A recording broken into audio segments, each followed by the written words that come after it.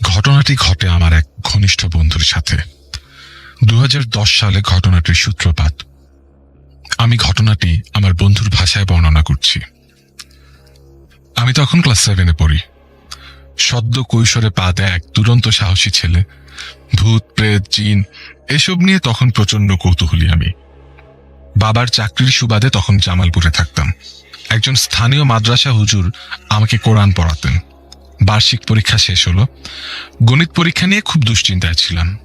ভয় হচ্ছিল যদি গণিতে প্লাস না পাই তাহলে বাবা খুব বকবেন। এখান থেকেই ঘটনার সূত্রপাত। ঘটনাক্রমে আমি কোরআন শিক্ষার হুজুরকে পরীক্ষা খারাপ হওয়ার বিষয়টা বললাম, আর মজার ছলে এও বললাম যে তিনি যেন তার পোষা জিন দিয়ে আমার রেজাল্ট ভালো করার ব্যবস্থা করে দেন। আমার কথা শুনে তিনি কিন্তু হাসলেন না। তিনি আমাকে বললেন, তার কথা মতো যদি আমি কাজ করতে পারি তাহলে শুধু রেজাল্টই নয়, আরো অনেক কিছু আমি পাবো যা কল্পনাও করিনি। তার কথা শুনে এক রহস্যের দুয়ার যেন খুলে গেল আমার সামনে। ব্ল্যাক ম্যাজিক বা কালো জাদু সম্পর্কে আমি তখন কিছু জানতাম না। দুর্দান্ত কৌতূহল আর প্রচন্ড আত্মবিশ্বাস নিয়ে তাকে বললাম যে আমি রাজি এবং কি করতে হবে জিজ্ঞেস করলাম। তিনি আমাকে যা বললেন তাতে আমি কিছুটা ভয় পেলেও দমে গেলাম না।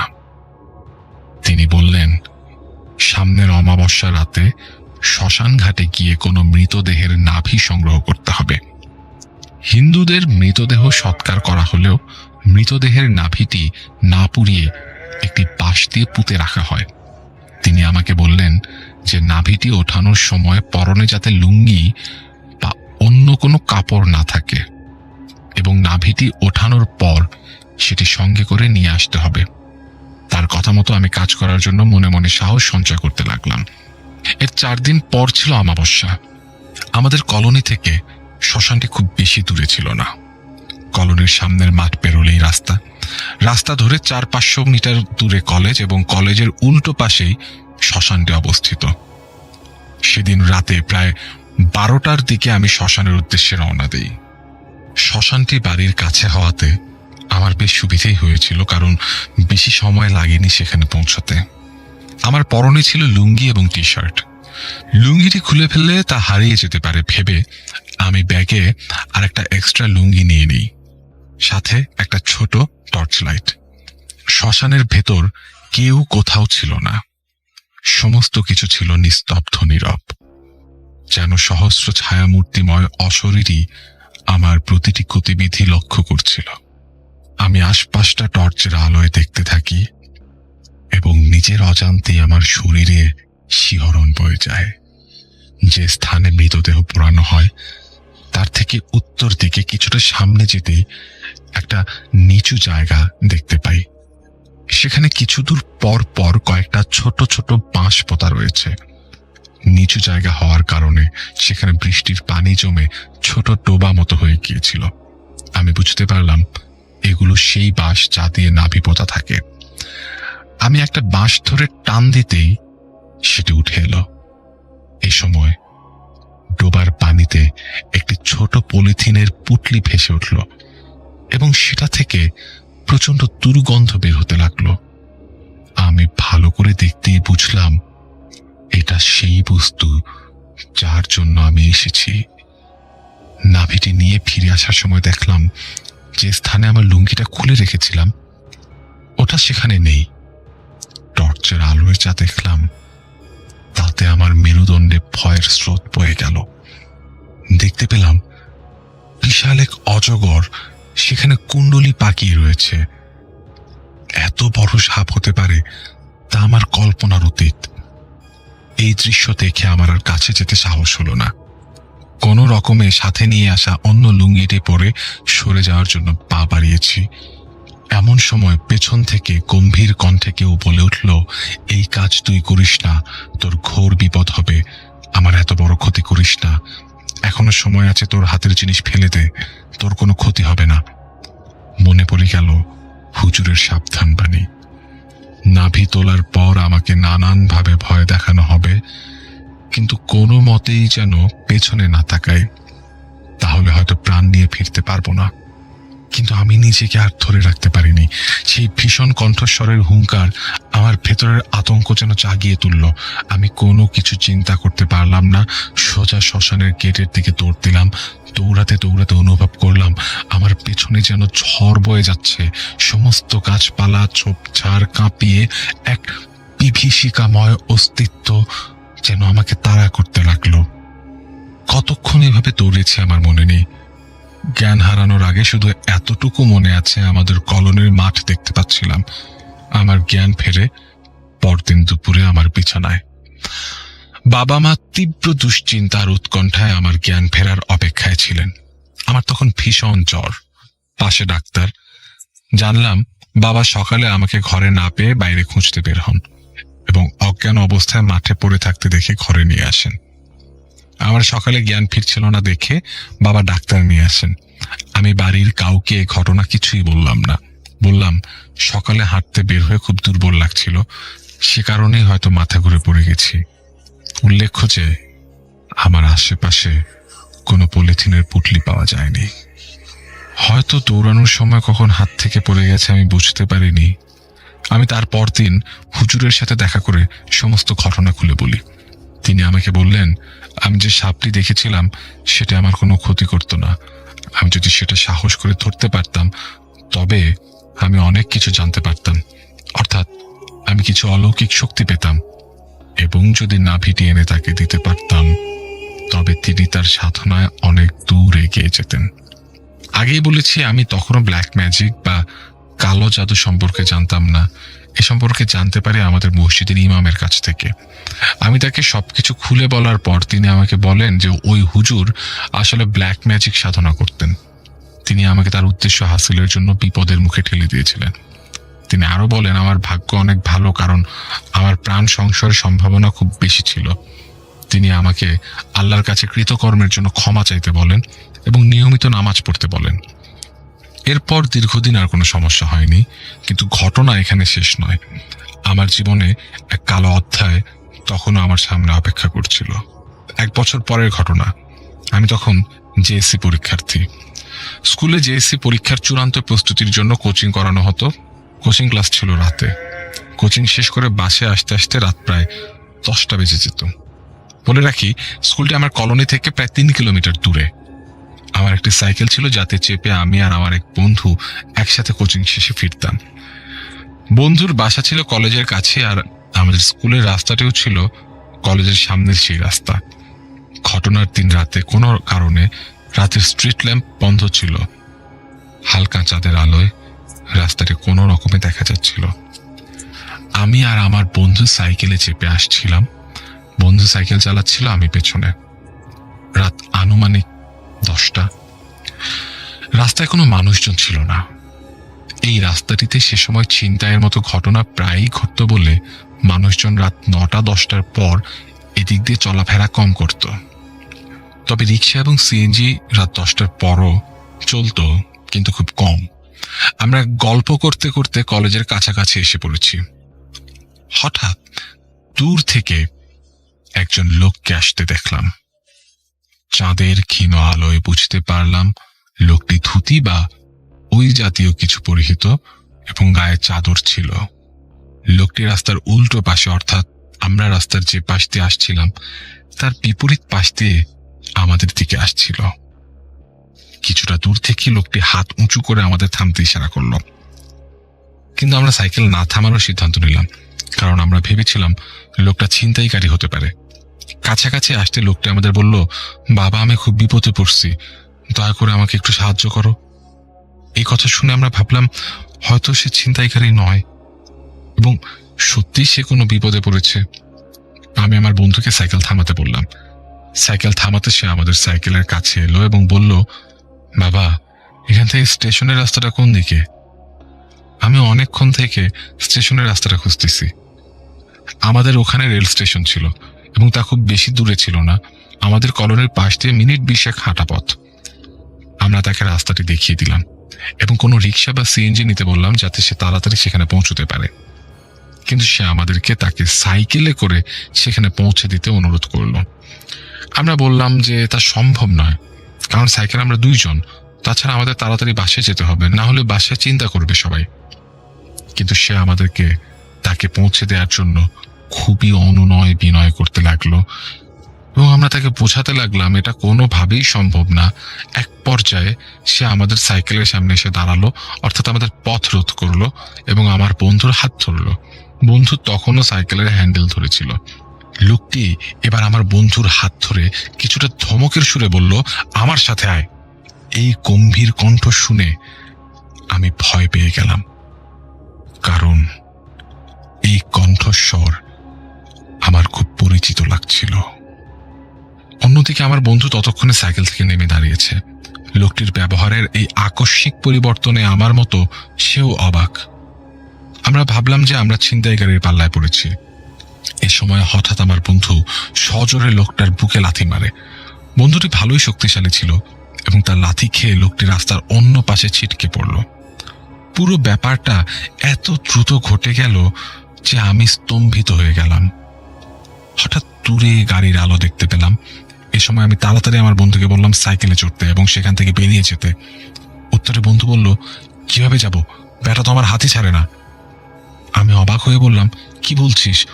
ও তো লাথি খেয়ে রাস্তার ওপাশে পড়ে আছে। বন্ধু বলল, কই? ও তো আমার হাত ধরে আছে। ঠিক এই সময় দূরের সিএনজির আলো আমাদের উপর পড়তেই আমি যা দেখি তা জীবদ্দশায় কখনো ভুলব না।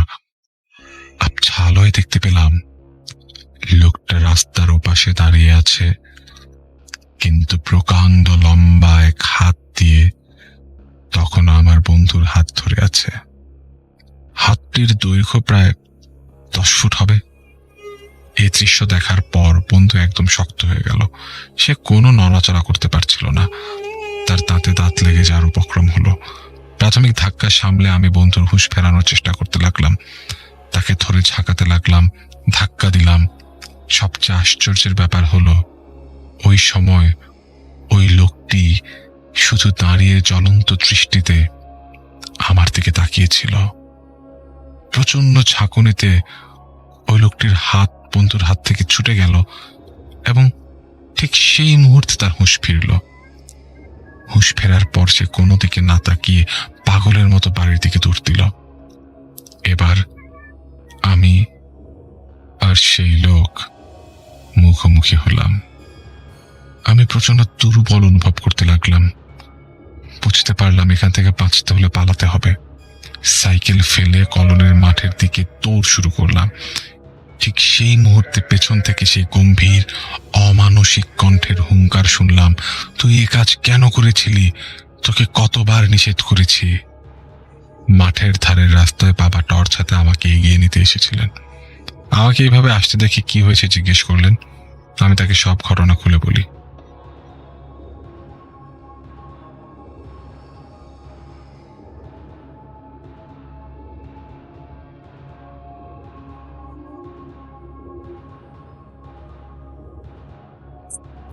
হ্যালো রাসেল ভাই, Hello, আসসালামু আলাইকুম লিসেনার্স। হ্যালো টু এভরিওয়ান, অনেকদিন পরে আসলাম।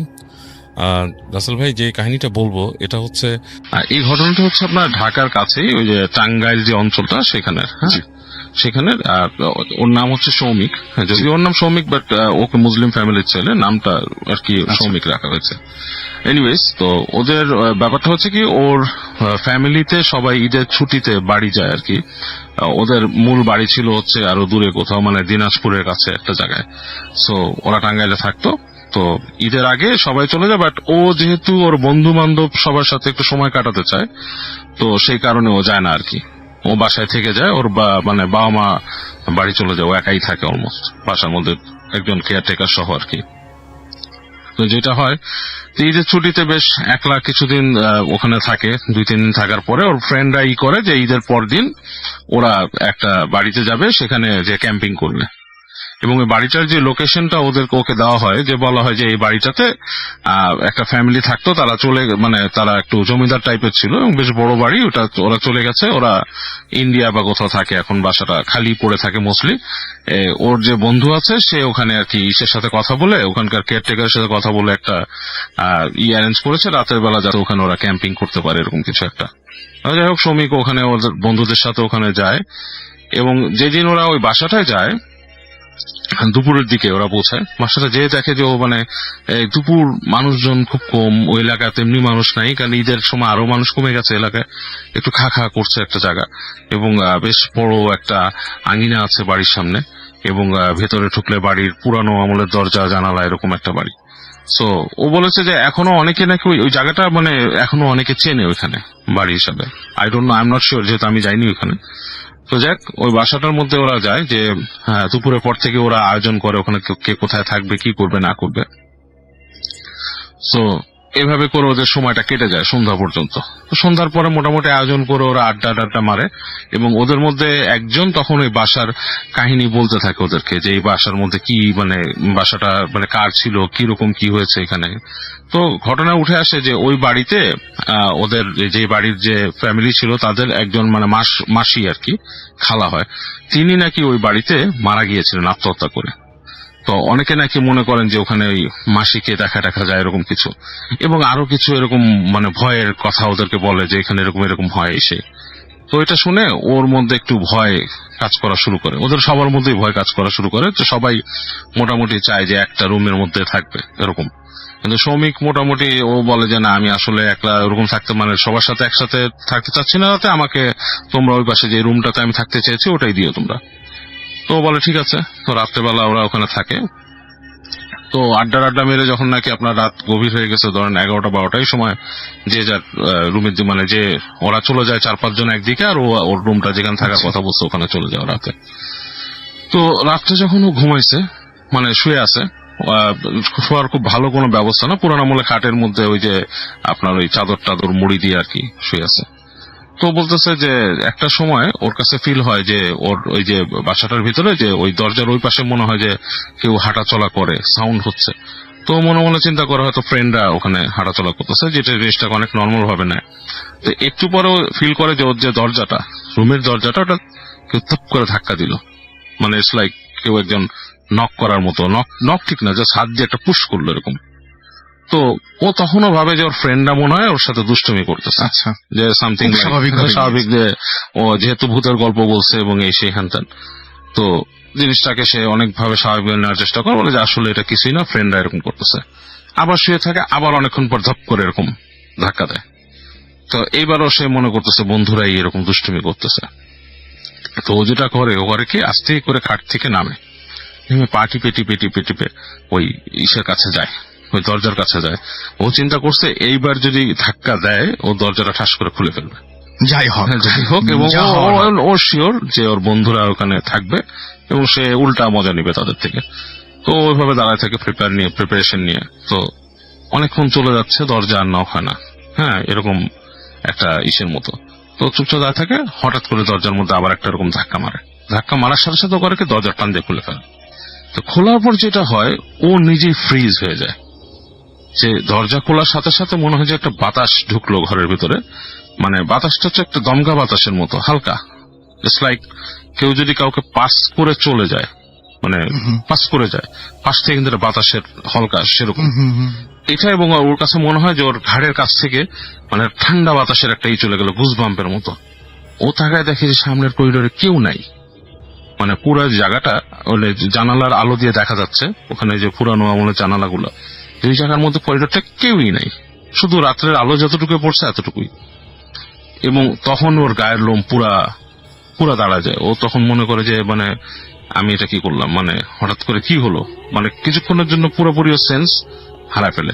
এবং পরবর্তী ও কি করে, মানে ভয় পেয়ে বন্ধুদের নাম ধরে ডাকা শুরু করে, এবং এই ডাকের চলে ওর বন্ধুরাও মনে কোনো ভয় পাইছে, এবং এই কারণে ওর ওই চিৎকার শুনে ভয় পায়, দরজা খোলে না কিন্তু কেউই।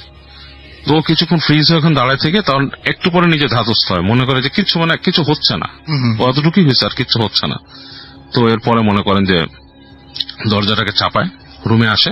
তো চিন্তা করতে থাকে যে ঘটনাটা কি হলো, আসলে কি ভৌতিক কিছু হচ্ছে নাকি ফ্রেন্ডরাই আসলে ধাক্কাইছিল করার জন্য কোনোভাবে একটা কিছু, মানে ওরা চলে গেছে বা সামথিং এরকম চিন্তা করে দরজাটা লাগায়, এসে ও বিছানায় শোয়। তো বিছানায় শুয়ে যখন নাকি ওর যখন ঘুম চলে আসছে রাসেল ভাই, এই সময় হঠাৎ করে ওর হাতটা পড়ে বামে। ওর মনে হয় যে ওর হাতটা ঠান্ডা কিছুর উপরে পড়েছে, লাইক মানুষের শরীর যদি ঠান্ডা হয়ে যায়, মানে ঠান্ডা অসাড়, মানে যেটা নাকি আসলে যে অনুভূতিটা আমরা সাধারণত পাই না, লাইক বলতে গেলে আমরা মনে করি যে মরা লাশ ঠান্ডা হয়ে গেছে, এরকম এরকম একটা ঠান্ডা কিছুর উপর পড়ে। তো আটকে উঠে ও এরকম করে তাকায় যেটা দেখে যে একটা ওর হাত পড়ছে, ওর কাছে মনে হচ্ছে একটা মানে কালো কোনো অবয়ব শুয়ে আছে, যেটা কিন্তু মানুষ বোঝা যাচ্ছে না। মানে অবয়বটা মানুষ টাইপেরই, লম্বা, কিন্তু মানে কোনো গায়ের কালারও দেখা যাচ্ছে না, অন্ধকারে কিচ্ছু দেখা যাচ্ছে না, বাট বোঝা যাচ্ছে এটা মানুষ টাইপের কিছু। আচ্ছা, ওই শেপটা মানুষের মতো না। এবং এই সময় মনে হচ্ছে কি ওকে জড়ায় ধরলো, হাতটা দিয়ে এভাবে জাপটে ধরছে। এবং তখন ও বলছে যে যেই বোবায় ধরা এক্সপিরিয়েন্সটা মানুষের হয়, জি, দম নিতে পারে না এবং অনেক চেষ্টা করতেছে চিৎকার করার, কথা বলার, দোয়া পড়ার, এগুলো সে অনেক চেষ্টা করতেছে এবং ওর কিছুই হচ্ছে না। এবং একটা পর্যায়ে ওর কাছে মনে হচ্ছে যে মানে ওর মারা যাবে, এরকম একটা অবস্থা। অনেক কষ্টে সে মানে চেষ্টা করতে করতে করতে এক সময় দোয়া একটু পড়ে এবং ওই সময় মনে হয় ওকে ছেড়ে চলে যায় জিনিসটা। এবং ছেড়ে যাওয়াটা কাইন্ড অফ লাইক ধাক্কা দিয়ে চলে যাওয়ার মতো। এই অবস্থায় ও লাফ দিয়ে ওঠে এবং ও যে দোয়া পড়তেছিল দোয়াটা মুখ দিয়ে বের হয় পুরা।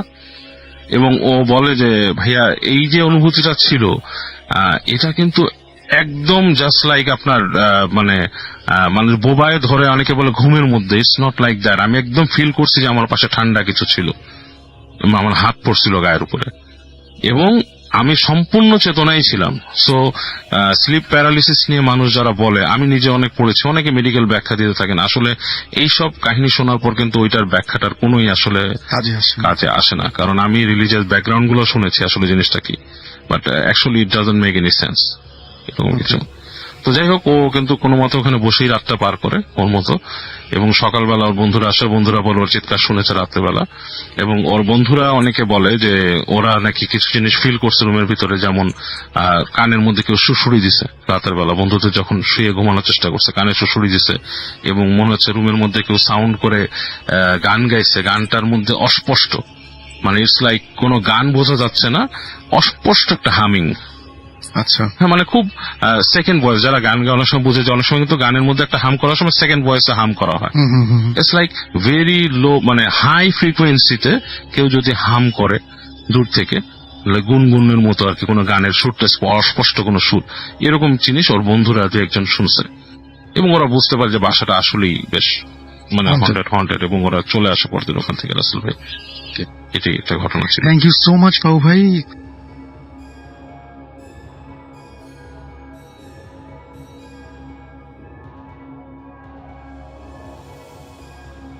প্রিয় লিসেনার্স, আসসালামু আলাইকুম। আমি আফনান, আশা করি সবাই ভালো আছেন, সুস্থ আছেন। এখন যে ঘটনাটি আপনাদের সাথে শেয়ার করব, এই ঘটনাটি আমাদেরকে যিনি পাঠিয়েছেন উনি একজন নৌবাহিনীর সদস্য ভাই।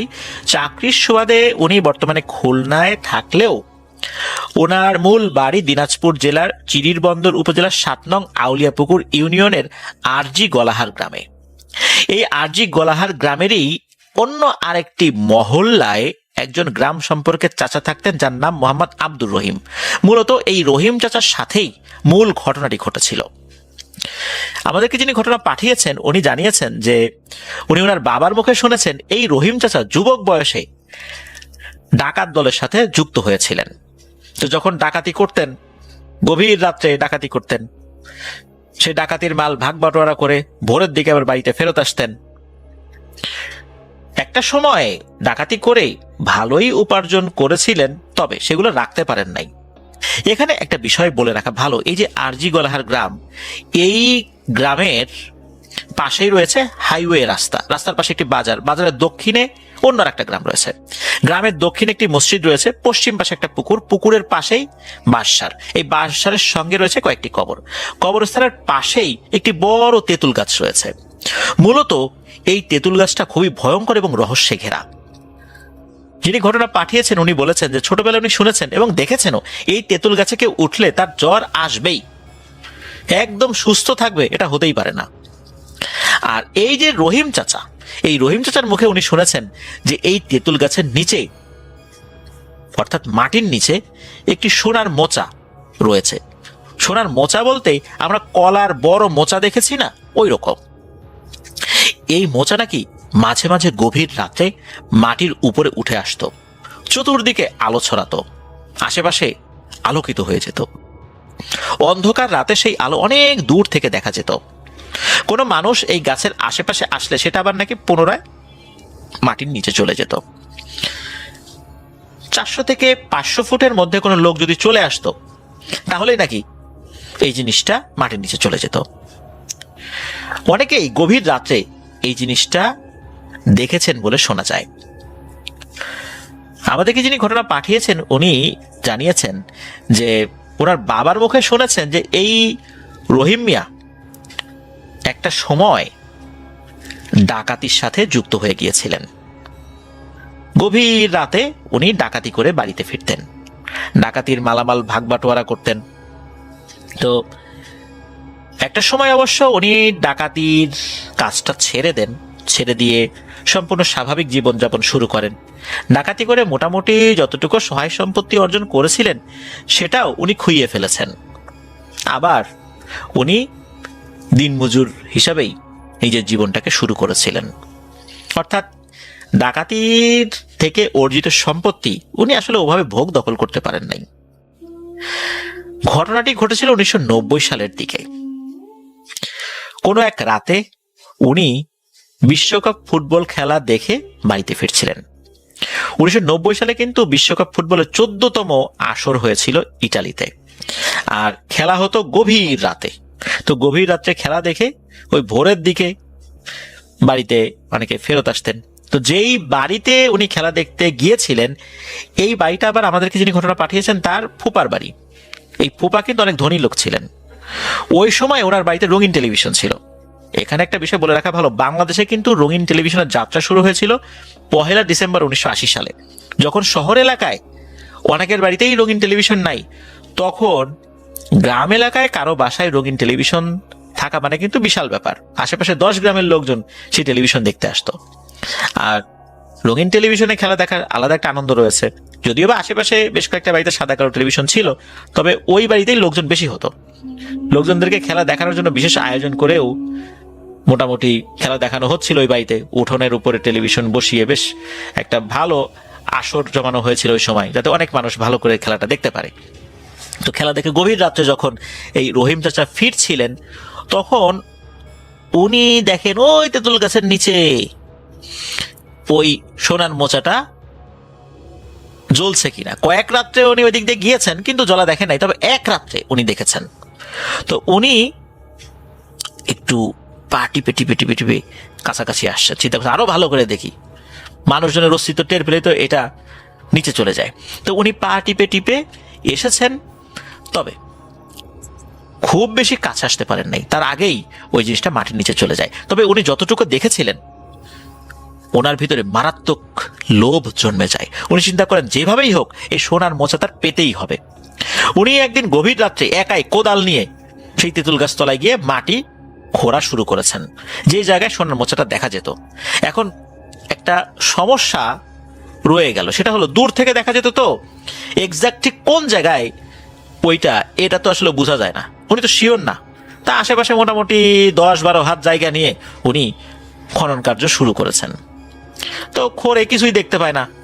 ভোর যখন হয়ে আসছে তখন উনি আবার মাটিগুলো সমান করে দিয়ে বাড়িতে চলে আসছেন, কেউ যেন বুঝতে না পারে। বুঝতে পারলে যদি অন্য কেউ সেটা তুলে নিয়ে যায়। তেঁতুল গাছের আশেপাশে ছোট ছোট বিভিন্ন ধরনের গাছ ছিল। জায়গাটি যেহেতু একটু অন্য ধরনের, তাই তেঁতুল গাছের আশেপাশে প্রয়োজন ছাড়া কেউ যেত না।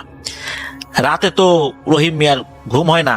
উনি শুধু সেই সোনার মোচাটার কথা ভাবেন, কি করে এটাকে হাতায় নেওয়া যায়, এই চিন্তা তার মাথার ভিতরে ঘুরঘুর করছে। ওই রাত্রে অবশ্য বাড়িতে ফেরত যাওয়ার পর রহিম মিয়ার জ্বর এসেছিল। 3-4 দিন পরে সে সুস্থ হয়ে যায়। রহিম মিয়া সোনার মোচা পাওয়ার জন্য মরিয়া হয়ে ওঠে। তো এই আমাদের রহিম মিয়া চাচা উনি খুব দ্রুত এটাকে হাসিল করার জন্য মরিয়া হয়ে তো উঠেছেন। আর সেই কারণেই উনি কোনো এক তান্ত্রিকের কাছে গিয়েছেন, যদি সেটা তুলে নিয়ে আসা যায়। তো তান্ত্রিক তাকে একটা বোতলে পানি পড়া দেয় আর একটা তাবিজ দেয়, যাতে কোনো ধরনের ক্ষতি টতি না হয়। তো তান্ত্রিক এই রহিম মিয়া চাচাকে বলেন যে অমাবস্যার রাত্রে বোতলের পানি তেঁতুল গাছের আশেপাশে ছিটিয়ে দিয়ে তারপর যেন উনি খোঁড়া শুরু করেন।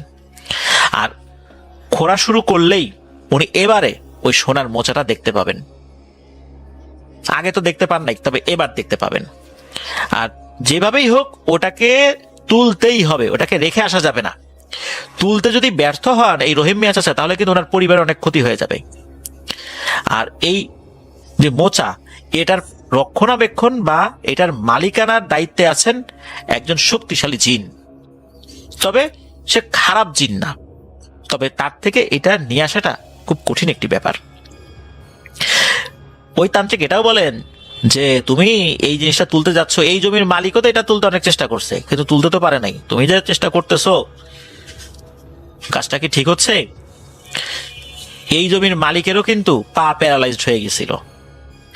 তো রহিম মিয়া চাচা এসব শোনার পর বলছে, আরে ধুর, এই লোকের সাহস নাই, তুলতে গেছে, আমার সাহস আছে, আমি তুলে নিয়ে আসবো। তো উনি পানি পড়া তাবিজ এগুলো নিয়ে চলে আসছেন। তো অমাবস্যার রাত্রে রহিম মিয়া চাচা পানির বোতল নিয়ে তাবিজটা কোমরে বেঁধে কোদাল একটা নিয়ে ওই তেঁতুল গাছটার তলায় চলে গেছেন। চারপাশে পানি ছিটিয়ে দিয়ে মাটি কিছুক্ষণ খোঁড়ার পরেই ওই সোনার মোচার যে চিকন বা চোখা অংশটা, অর্থাৎ এইটা যে মোচাটা, এটা কিন্তু নিচের অংশ মোটা থাকে, সামনের অংশ চোখা চিকন থাকে, ওই চিকন অংশের অর্ধেকটা উনি দেখতে পেয়েছেন। অর্থাৎ পুরো এই মোচার অর্ধেক অংশ উনি দেখতে পেয়েছেন। উনি তো আনন্দে আত্মহারা, ওনার স্বপ্নের সোনার মোচা এবার উনি পাবেন। উনি তো আরো বেশি করে ওইটার চতুর্দিক থেকে মাটি খনন করা শুরু করেছেন। তখন এই রহিম মিয়া চাচা লক্ষ্য করেন, উনি যতই মাটি খনন করেন ততই মনে হচ্ছে ওই সোনার মোচাটা মাটির গভীরে চলে যাচ্ছে। মানে ওইটাকে উনি যতটুকু প্রথমে দেখেছিলেন ওরকমই দেখছেন। মাটি আশপাশ থেকে সরিয়ে ওটাকে আসলে যে বড় দেখবেন বিষয়টা এরকম না।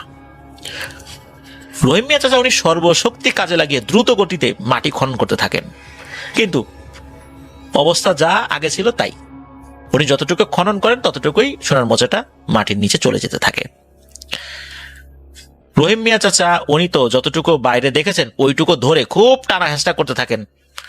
উনি চিন্তা করছেন এটা তো খুব বেশি বড় না, আমি টেনে তুলে ফেলতে পারবো, কিন্তু কোনোভাবে উনি এক চুলও নড়াতে পারছিলেন না। মনে হচ্ছে যে কোনো একটা বিশাল জিনিস মাটির নিচে রয়েছে, এটা শুধু উপরের কিছুটা অংশ মাটির বাইরে রয়েছে। সুতরাং ওই অংশ ধরে কেউ যদি টানা হেঁচড়া করে তাহলে কি এক চুলো নড়াতে পারবে? বিষয়টা মনে হচ্ছে ওই রকম হয়ে গেছে। একটা পর্যায়ে এই রহিম মিয়া চাচা দেখেন যে সকাল হয়ে গেছে, গ্রামের লোকজন গরু ছাগল নিয়ে মাঠে যাচ্ছে ঘাস খাওয়ানোর জন্য। তখন রহিম মিয়া চাচা ভাবছেন যে আজকে তো এটা তোলা যাবে না, সকাল হয়ে গেছে, তুললেই তো অনেক এসে দেখে ফেলবে, জমির মালিকও নিজের বলে দাবি করবে। এই ভেবে রহিম মিয়া চাচা কোন রকমে মাটি সমান করে দিয়ে বাড়ি চলে গেছেন। তো বাড়ি চলে যাওয়ার পর উনি শুয়ে পড়েছেন। বেশ কিছুক্ষণ পর আজানের ধ্বনি ওনার কানে ভেসে আসে। উনি চিন্তা করেন কি ব্যাপার, এটা কোন ওক্তের আজান দিল। উনি বের হয়ে দেখেন যে আরে এটা তো ফজর আজান দিয়েছে, চতুর্দিকে তখন অন্ধকার। উনি ভাবছেন কি ব্যাপার, আমি না সকাল হওয়া দেখে বাড়িতে আসলাম, এত পরে ফজর আজান দিল, এখন আবার অন্ধকার হয়ে গেল, ঘটনা কি? উনি বুঝতে পারেন যে উনি এক গোলক ধাঁধায় পড়ে গিয়েছিলেন। আসলে মাত্রই আজান হয়েছে এবং ভোর হচ্ছে, কি আর করা, কাজ হলো না। রহিম মিয়া চাচা আবার ঘরে গিয়ে ঘুমিয়ে পড়েছেন। ওই যে ঘুম, ওই ঘুমের মধ্যেই রহিম মিয়া চাচা স্বপ্নে একটা জিনিস দেখছেন। একটি কালো অবয়ব, তার চেহারা বোঝা যাচ্ছে না, তাকে বলছে, হ্যাঁ রে রহিম মিয়া, অন্যের সম্পদে তোর এত লোভ, লোভে পড়ে তো ডাকাতি করতি, অনেক সম্পদ তো লুট করে আনছিলি, কই সে সম্পদ কই? কিছুই তো তোর নাই, এখন তো অন্যের বাড়িতে দিনমজুর হিসেবে কাজ করিস। এইসব পাপের জিনিস কি থাকে? আর একজনের জিনিস লুট করে আনলে সেগুলো কি থাকে? এগুলো কি ভালো জিনিস? তুই একটা লোভী লোক, তুই এই জিনিসের কদর বুঝবি? আমি তোকে এমনি এমনি দিব? তুই তো ভালো লোক না, তুই তো এটাও নষ্ট করে ফেলবি রে। তুই ভালো হলে আমি চিন্তা ভাবনা করতাম, তোর এই অতি লোভ তোর সর্বনাশ করে ছাড়বে। তুই অনেক বড় ভুল করছিস, অনেক বড় বিপদ ডেকে আনছিস, দেখ তোর কি হয়। এরপর রহিম মিয়া চাচার ঘুম ভেঙে যায়। রহিম মিয়া চাচা খুব একটা বেশি পাত্তা দেন না, তবে উনি চিন্তা করে থাকেন আবার কোন রাতে যাওয়া যায়। ওই দিন সকাল থেকেই রহিম মিয়ার একটা ছেলে অসুস্থ হয়ে যায়। অসুস্থ যখন হয়েছে, ছেলেকে নিয়ে একটু দৌড়ঝাঁপ করছে, এর ভিতরে রাত্রেবেলা ওই মোচা তুলতে যাওয়ার মতো চিন্তা ভাবনা তার মাথায় আসে নাই। অল্প কয়েকদিনের মধ্যেই ছেলেটি মারা যায়। রহিম মিয়া চাচা সেই তান্ত্রিকের কাছে যান।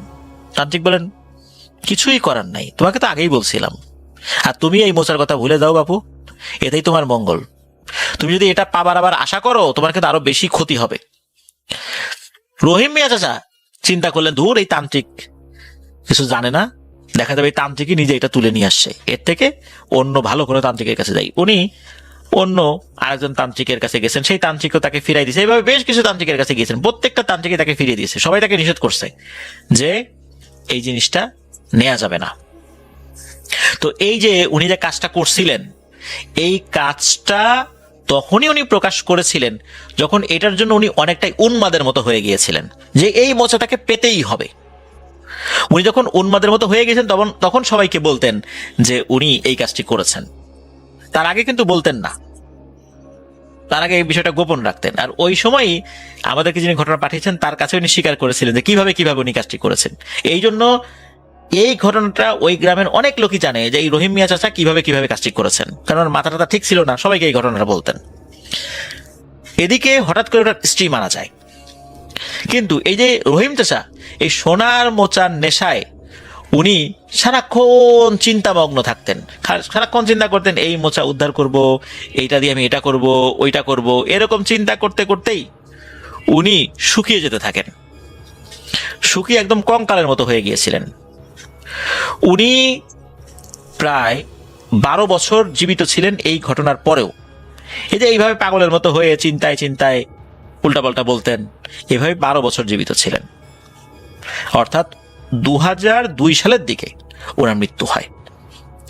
এই লোভটা ওনাকে এমন ভাবে পেয়ে বসেছিল যে উনি ওনার পরিবারকে হারিয়েছেন। চিন্তায় চিন্তায় লোভে উনি নিজেও আধা পাগল হয়ে গেছেন, পুরো পাগল না, আধা পাগল আর কি।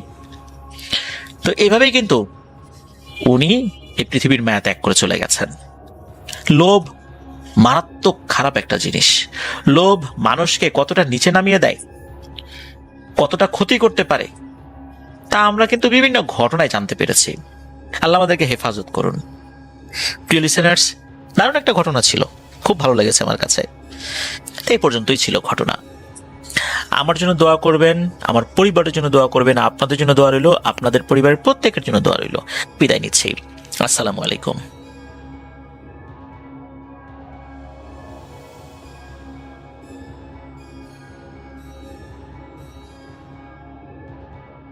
ধন্যবাদ রাসেল ভাই আমাকে এই ঘটনা বলার সুযোগ দেওয়ার জন্য। আমার নাম রিপন, আমি এসেছি লালমিয়ার থেকে।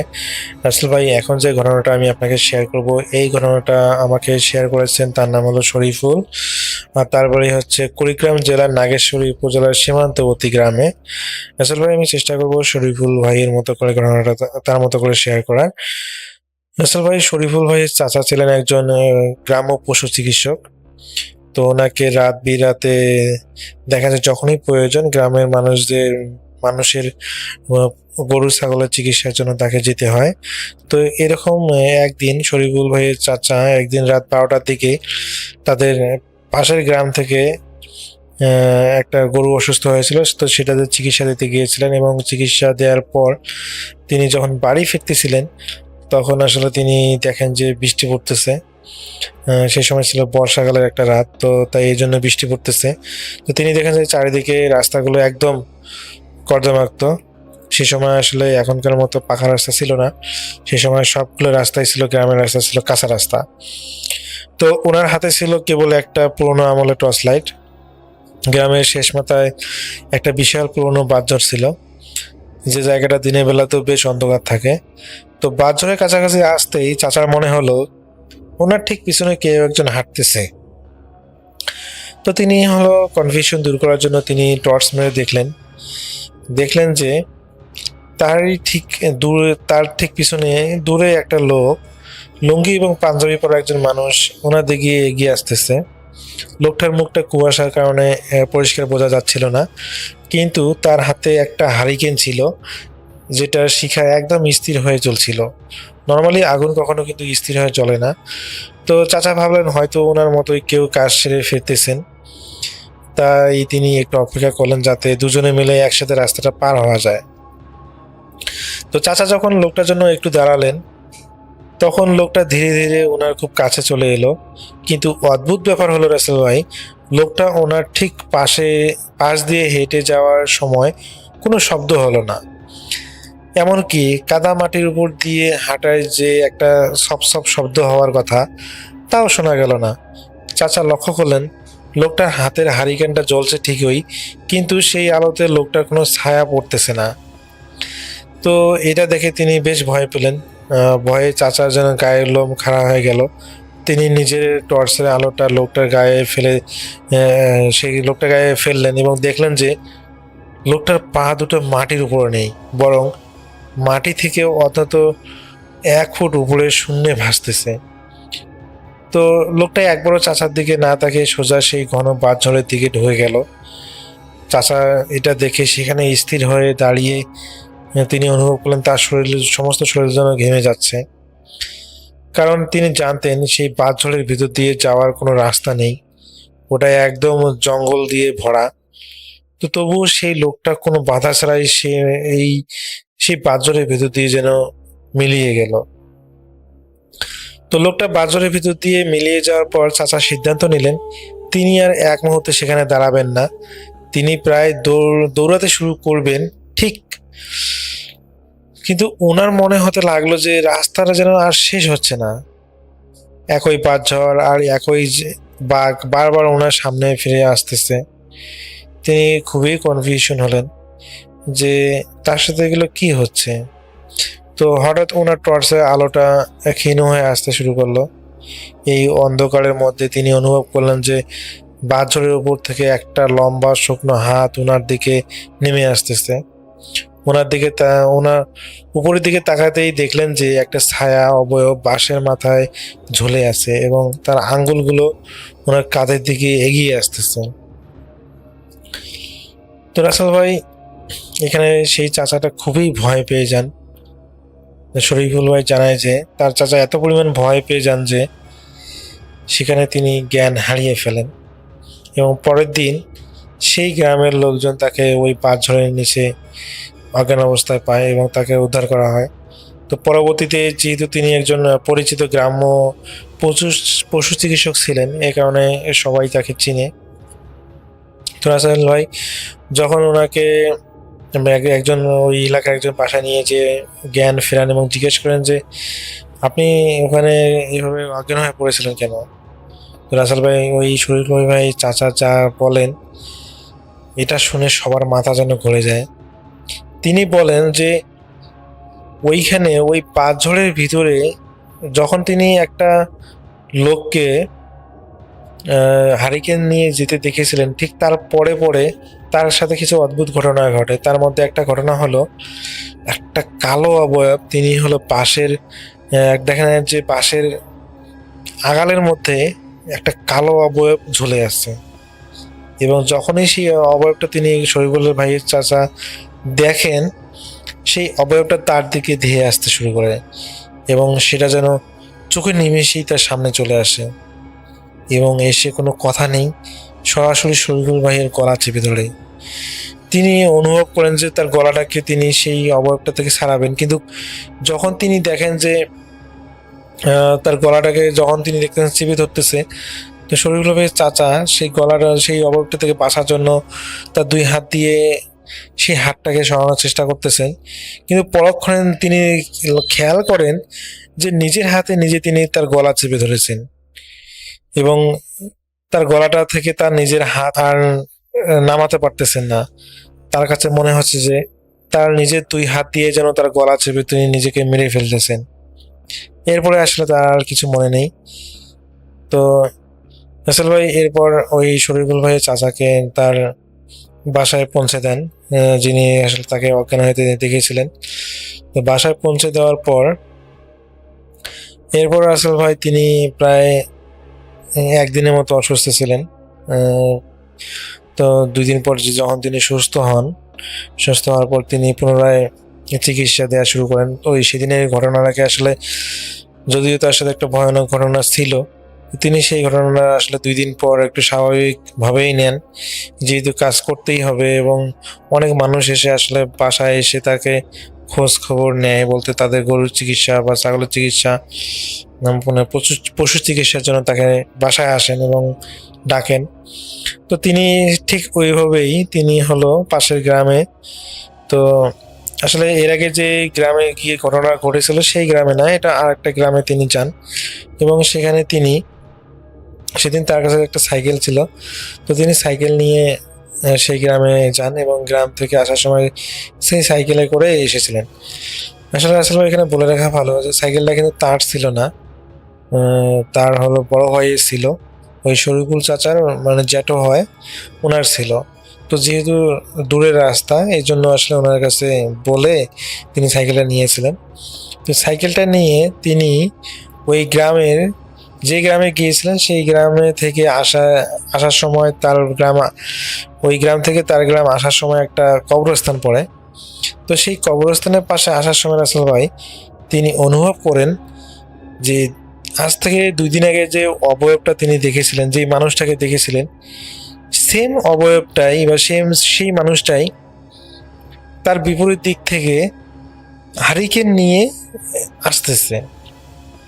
রাসেল ভাই এটা দেখে তো তিনি প্রচন্ড পরিমাণ ভয় পেয়ে যান, কারণ এই লোকটাই তো সেই লোকটা যেটা পাথরের মধ্যে ঢুকে গিয়েছিল এবং তারপরে একটা কালো অবয়বে তার আশি গলা চেপে ধরেছিল।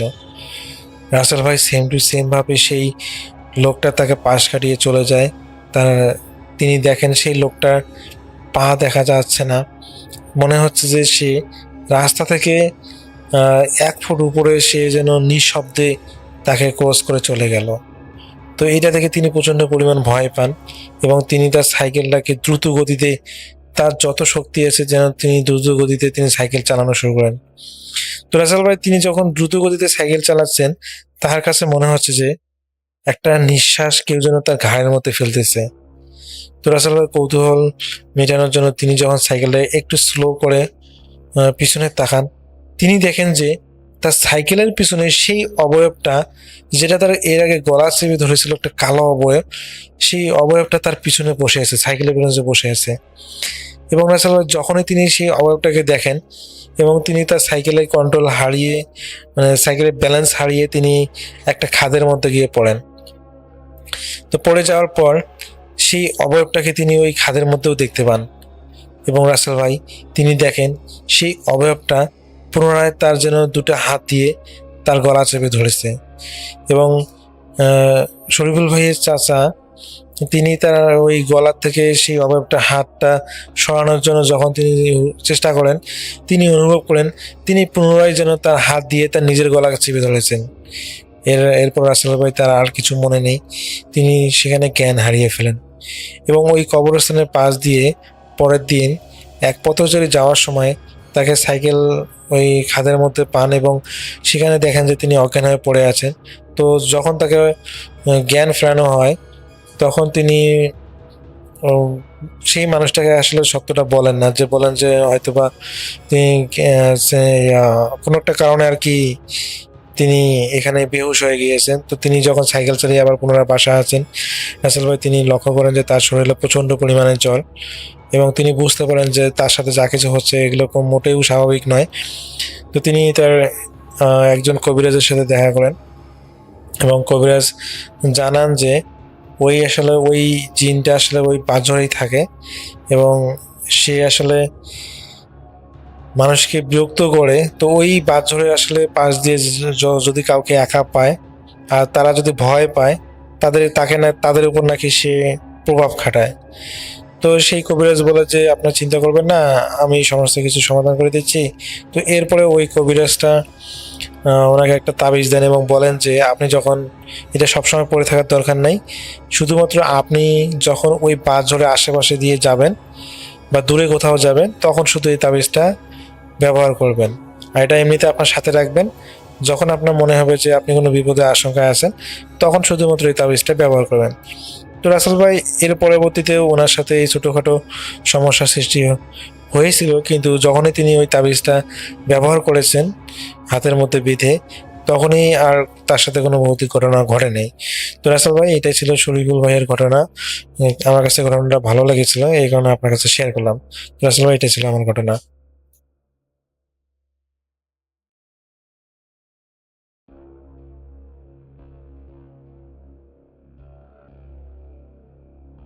আসসালামু আলাইকুম। আপনাদের সবাইকে সাদর আমন্ত্রণ জানাচ্ছি। আমি আহমেদ বাবু। কেমন আছেন আপনারা? আশা করি সবাই ভালো আছেন। আমি আল্লাহর মতে ভালো আছি আলহামদুলিল্লাহ। যে এই ঘটনাটি আমাদের সাথে শেয়ার করেছেন রোকন খুলনা থেকে। রোকন আমাকে অনুরোধ করেছেন ঘটনাটা যেন আমি আমার মতো করে আপনাদের কাছে শেয়ার করি। এই ঘটনাটি রোকন কালেক্ট করেছে তার এক বন্ধুর কাছ থেকে। তার বন্ধু সেই যার সাথে ঘটনা ঘটেছে তার সাথে পার্সোনালি পরিচয় আছে তার কাছ থেকে ঘটনাটি পেয়েছিল। তো আমি শেয়ার করছি সেই ঘটনা। এই ঘটনা যার সাথে ঘটে তার নাম হচ্ছে ফয়জুল। তো ফয়জুল এবং মইজুল দুই ভাই, তারা পেশায় হচ্ছে মৎস্যজীবী। তারা জেলে, তারা সুন্দরবনের কোন একটা গ্রামে বসবাস করত এবং সেখান থেকে তারা মাছ ধরতে যেত। তার বাবাও ছিল মৎস্যজীবী মানুষ এবং তারা পুরো পারিবারিকভাবে মৎস্যজীবী। এছাড়াও মাঝে মাঝে ছোটখাটো কাজ যখন পড়তো, যখন মধুর সময় মধু কালেক্ট করতে যায়, ওইসবও তারা অংশ নিত। বাট মূল কাজটাই ছিল মাছ ধরা। তো ফয়জুল মইজুল দুই ভাই এই মাছের যারা মাছ ধরতে যায় তাদের সাথে ইনভলভ ছিল। এছাড়াও তারা নিজেরা দুই ভাই মিলে তাদের নিজস্ব নৌকা নিয়েও মাছ ধরতো। তো বিভিন্ন সময় যেত এবং তাদের মধ্যে ভয় ভীতি বলে কিছু ছিল না। তারা যেখানে যেখানে তারা ভালো মনে করতো যে এখানে মাছ ভালো আছে, ওখানেই যেয়ে তারা জাল ফেলতো এবং মাছ ধরতো। তো এরকম এক রাতের ঘটনা। ওই দিন ফয়জুল আর মইজুল দুই ভাই আলাপ করছে যে তারা আজকে রাতে মাছ ধরতে যাবে। বেশ মাছ পাওয়া যাচ্ছে তারা শুনছে এবং তাদের ইচ্ছা দুই ভাই মিলেই আজকে মাছ ধরবে। কিন্তু বিকালের দিকে মইজুলের বেশ জ্বর আসলো, মোটামুটি ভালো জ্বর। তো ফয়জুল সে তো মাইন্ড সেট করে ফেলছিল যে সে ভাইকে নিয়ে আজকে যাবে, সবকিছু রেডি করে রাখছে, তাদের নৌকা ইত্যাদি ইত্যাদি। তো যে যখন মইজুলের জ্বর আসছে সে তখন একটু আপসেট হয়ে গেল কেমনি কি। তো একবার সে চিন্তা করলো কি যাবে কি যাবে না। পরে চিন্তা করলো আমি একাই বের হই, বেশি দূর যাব না, বাইরে সহজ এখানে যত দূর যাইতাম অত দূর যাবো না। তো সে নৌকা নিয়ে বের হয়ে যায় তার বাসায়। তার বাবা মা তাকে যদিও বলে যে একা যাইস না, তার বাবা না করে তাকে যাইস না একা। বাবাও যেতে চাইছিল তার সাথে, সে বাবাকে বলে যে আসার দরকার নেই, বাবা বয়স হয়ে গেছে, শরীর বেশ দুর্বল হয়ে গেছে। সে বলছে না আপনার আসা লাগবে না, আমি একাই যাই, বেশি দূর যাবো না, যতটুকু পারি যাই। তো বলে সে তাদের নৌকা নিয়ে বের হয়।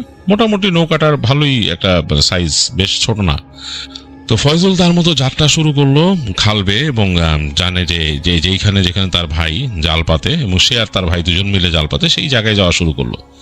তো যাচ্ছে একা একা। তার কাছে একটু অস্বস্তি লাগতেছে, কারণ এই একা একা দাঁড় বেয়ে যাওয়াটা বেশ কষ্ট এবং অনেক কষ্ট হয় দাঁড় বেয়ে যাওয়া।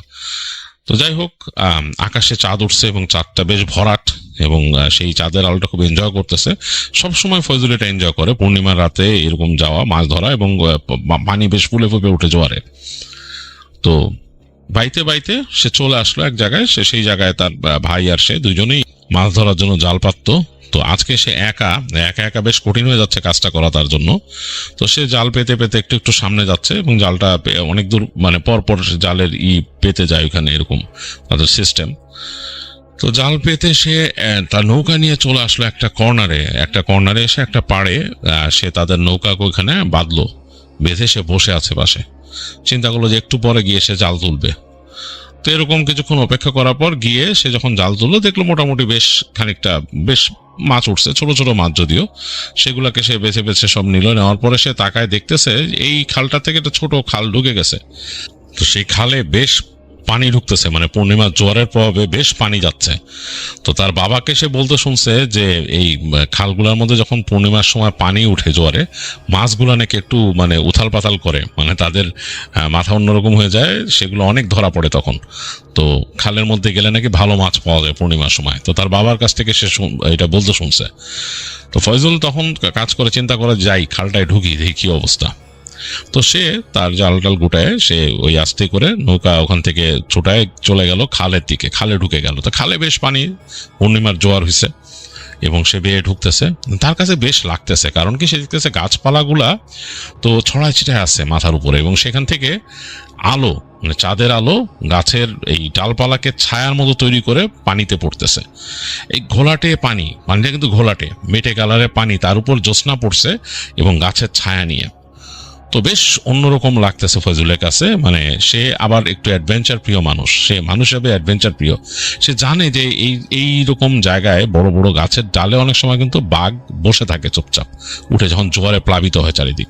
তো এইটা সে আর এত মাথায় নেয় নাই। সে যাচ্ছে, সে চিন্তা করছে যে যাই আরেকটু ডিপে যাই, আরেকটু ডিপে যাওয়ার কিন্তু তার উচিত না, সে একা।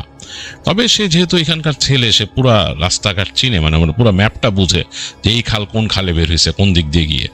তো ওরকম ভাবে সে যাচ্ছে, বেশ এগিয়ে গেছে অনেকটা, এবং তার বেশ ভালোই লাগতেছে। তো এক জায়গায় গিয়ে একটু অবাক হয়ে গেল, সে দেখলো যে খালের এই জায়গাটা এইভাবে বেঁকে গেছে, এই বাঁ দিক দিয়ে গিয়ে সে জানে যে এই বাঁ দিক দিয়ে গেলে সোজা যে এরকম একটা প্যাচ নিয়ে এটা যে অমুক খালে পড়বে, আর এই দিক দিয়ে গেলে সোজা দিয়ে বের হয়ে যাওয়া অমুক খালে, আরেকটা খালে।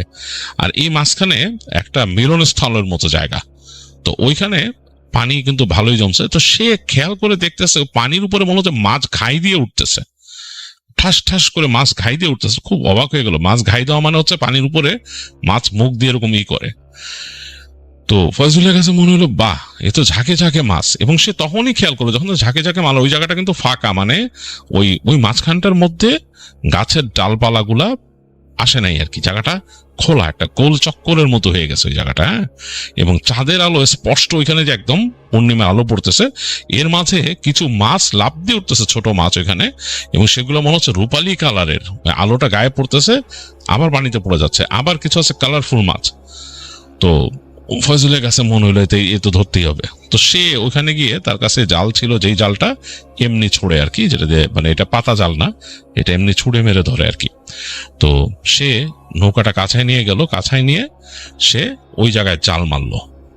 তো জাল মারার পরেই সে বুঝতে পারলো জালে অনেক মাছ পড়ছে, জাল টানলো, তাড়াতাড়ি টেনে তুললো, দেখলো যে হ্যাঁ জাল ভর্তি মাছ, মানে মোটামুটি একটু ছোট বড় অনেক মাছ আছে।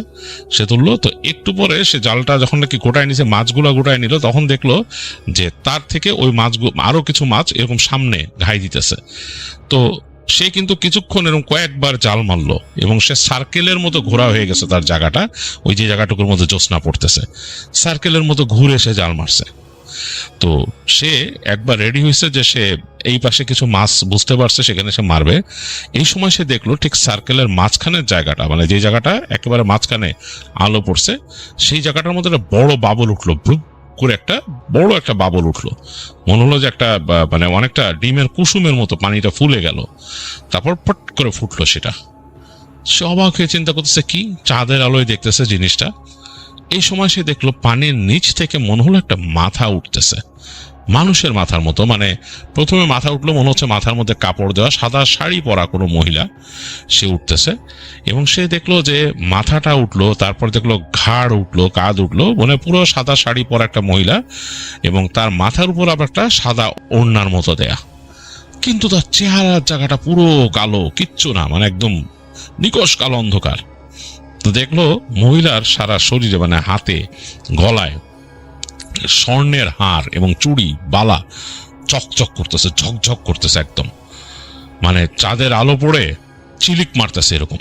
কিন্তু তার চেহারা কিন্তু অন্ধকার, কিচ্ছু বোঝা যাচ্ছে না। মহিলা পানির উপরে ভেসে উঠে মনে হলো যে বসে আছে, মানে দুই পা ভাঁজ করে বসে থাকলে যেরকম মনে হয় পানির উপরে সে বসে আছে এরকম। তো ফয়জুলের না ভয় লাগলো মারাত্মক, যেহেতু চেহারা বোঝা যাচ্ছে না এটা কে।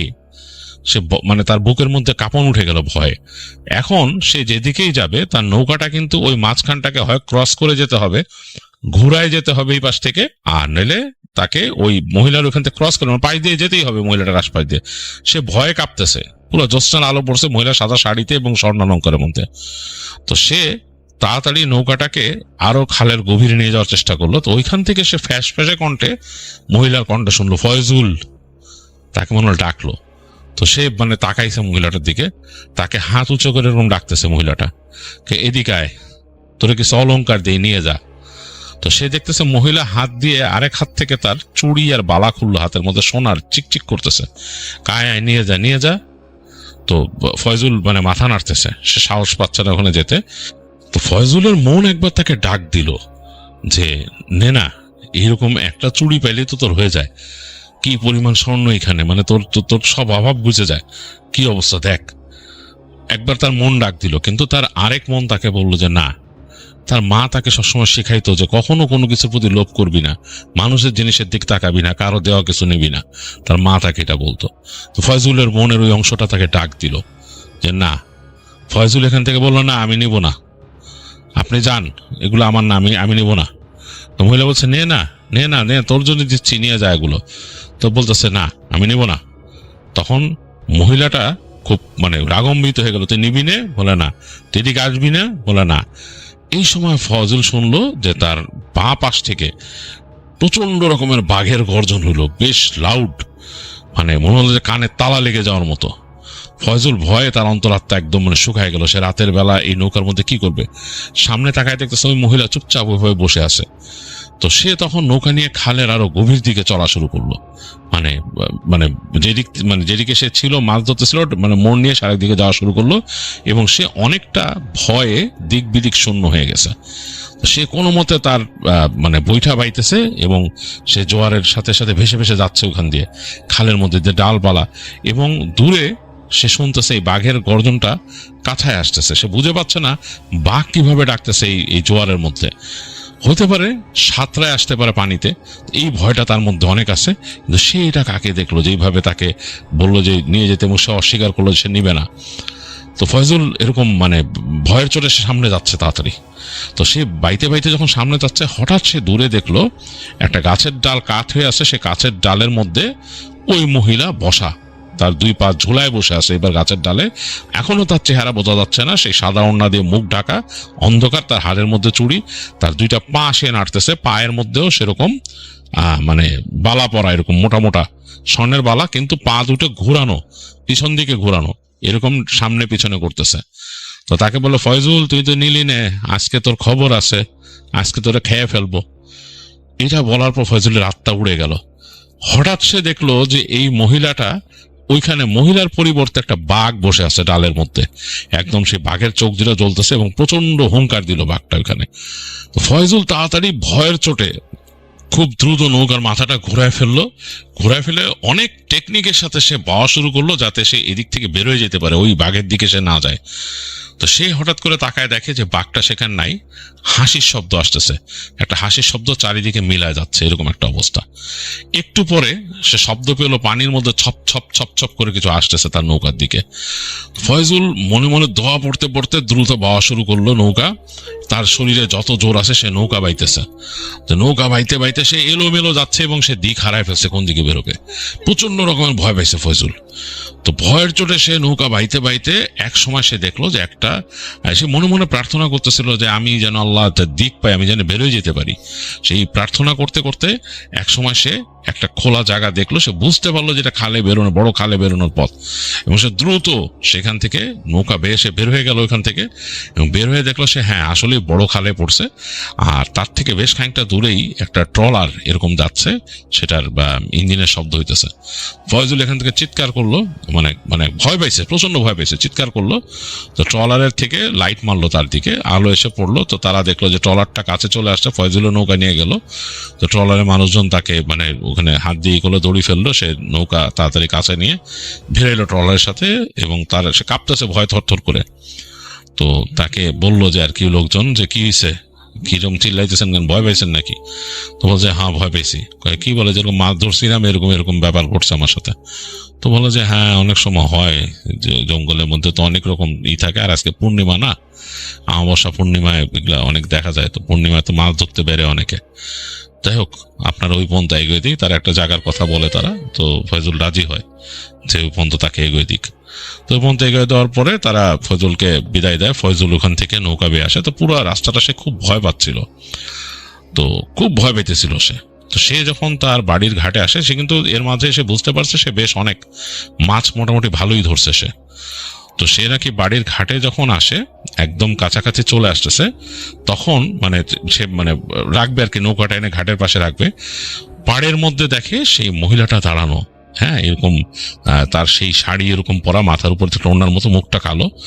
তো সেই মহিলা বলে যে তুই তো আমার দেয়া জিনিস নিলি নে, তো তুই তা যা ধরেছিস সব আমার মাছ, এক্ষুনি সব ফেলে দিবি পানিতে, নাহলে কিন্তু তোর কপাল খারাপ আছে। তো তখন ফয়জুল মানে খুব রাগ করে, কারণ কষ্ট করে ধরছে মাছগুলা, সে তো জাল ফেলে ধরছে।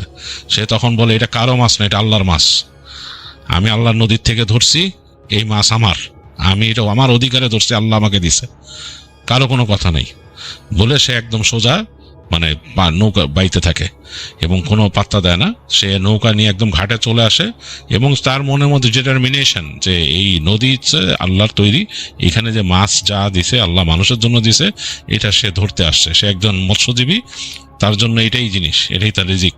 এটা চিন্তা করেই সে হাঁটতে এবং তার সব মাছ সে উঠায় সে এরকম ভরে, তার এখানে পোটলা ছিল মানে যেটার মধ্যে সে মাছ ধরে নেয় তারা, একটা কন্টেইনারের মতো, এটার মধ্যে ভরে সে মাছগুলা নিয়ে সোজা রওনা দেয়।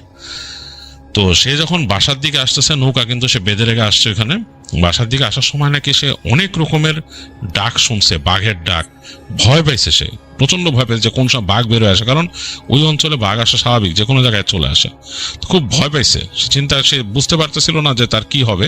সে শুধু চিন্তা করছিল যে আল্লাহ আমারে বাঁচাবে, আল্লাহ বাঁচাবে, এই চিন্তা করে সে হাঁটতেছে। বাঘের ডাক শুনছে অনেক, তো তার কিছু হয় নাই। আল্লাহর রহমতে সে চলে আসছে বাসায়। এক সময় এসে সে বাসায় জোরে জোরে তার দরজা কিল মারে দরজার মধ্যে। তার মা খুব চিন্তিত ছিল, খুলে দেয়। তো সে ঢুকে এবং সে মাছগুলো দেয়, বলে যে এরকম মাছ ধরছি এই ব্যাপার। তো তাদের বাসার মধ্যে তার মা তখন বলে যে তুই ঠিক করিস না এরকম। সে বলে না, আমি ধরছি, মাছ কেন নিয়ে যাবে। এসে তো তার বাবাও আসে, এসে তারা মিলে ওই মাছের টেক কেয়ার করে আর কি, মাছ কিভাবে তারা রাখবে, কি করবে। তো এই ছিল ফয়জুলের ঘটনা, যেটা রোকনের কাছ থেকে আমি শুনলাম। এবং ফয়জুল কিন্তু বেশ ভয় পেলেও তার ইমানের কারণে সে বেঁচে গেছে সেখান থেকে। তার ইমান খুব স্ট্রং ছিল এবং সে ভয় পায়নি। আর আপনারা আমাদের সাথে থাকবেন, ঘটনা পাঠিয়ে আমাদেরকে সঙ্গ দেবেন, আমাদের চ্যানেলটি সাবস্ক্রাইব করবেন, লাইক দেবেন, শেয়ার করে দেবেন। তাহলে বিদায় নিয়ে নিচ্ছি আজকের মতো। আল্লাহ হাফেজ, টাটা।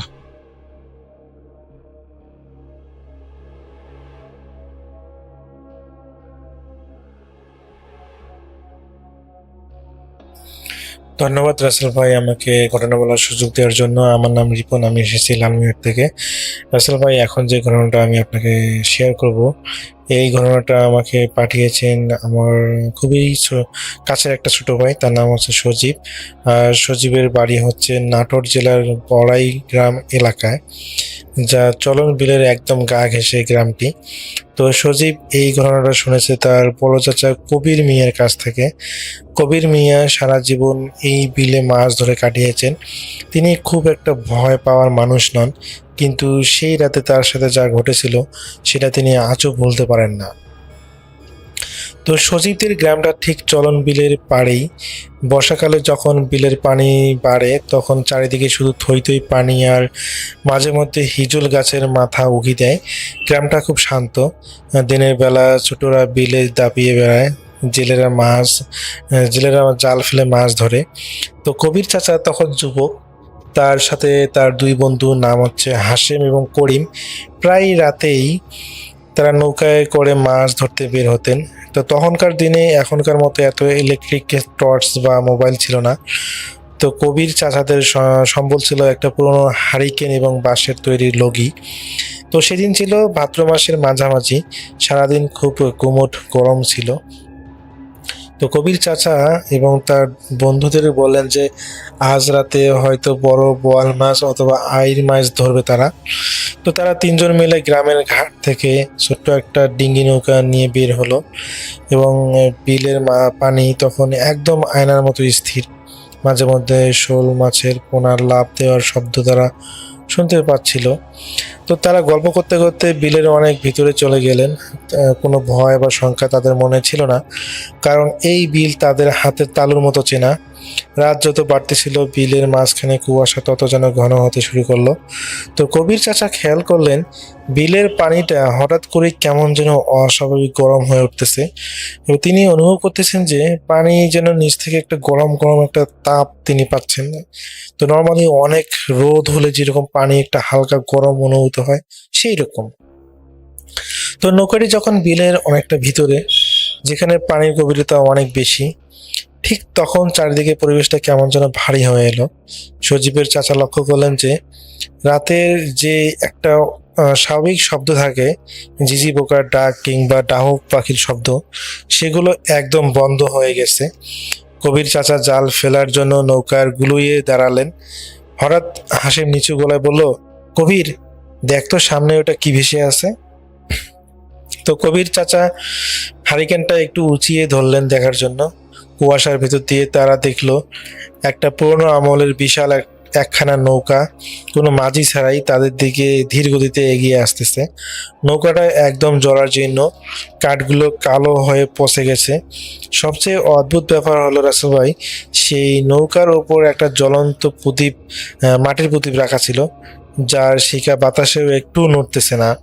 তো কবির চাচা এবং তার বন্ধুরা ভাবলেন হয়তো কোনো জেলে নৌকার স্রোতে ভেসে আসতেছে। কিন্তু যখন সেই বড় নৌকাটি তাদের ডিঙির একদম পাশে চলে এলো, তখন তারা দেখলো নৌকার ভেতরে মাছ বা জাল কিছুই নেই, কেবল এক স্তূপ শুকনো হিজল গাছের ফুল আর শ্যাওলা পড়া আছে। তো হঠাৎ তাদের ডিঙি নৌকাটা কোনো ধাক্কা ছাড়াই দুলে উঠলো, যেন পানির নিচ থেকে কেউ একজন পাথর দিয়ে নৌকার কাঠ ঘষতেছে। তো করিম লগি দিয়ে নৌকাটা দূরে সরিয়ে দিতে চাইলো, কিন্তু দেখলো লগিটা পানির নিচে কোনো কিছুতেই এমনভাবে আটকে গেছে যে সেটা নড়ানো যাচ্ছে না। তো লগিটা যখন কোনোভাবেই তোলা যাচ্ছিল না, তখন করিম ভয় পেয়ে চিৎকার করে উঠলো। কবির চাচা আর হাসিম মিলে লগিটা টেনে তোলার চেষ্টা করলেন, কিন্তু মনে হচ্ছিল পানির নিচে বিশাল কোনো শক্তি সেটাকে নিচের দিকে টেনে রেখেছে। তো হঠাৎ একটা বিকট শব্দে লগিটা মাঝখান থেকে ধুম করে ভেঙে গেল। তারা তিনজনের নৌকার উপর আছড়ে পড়লেন।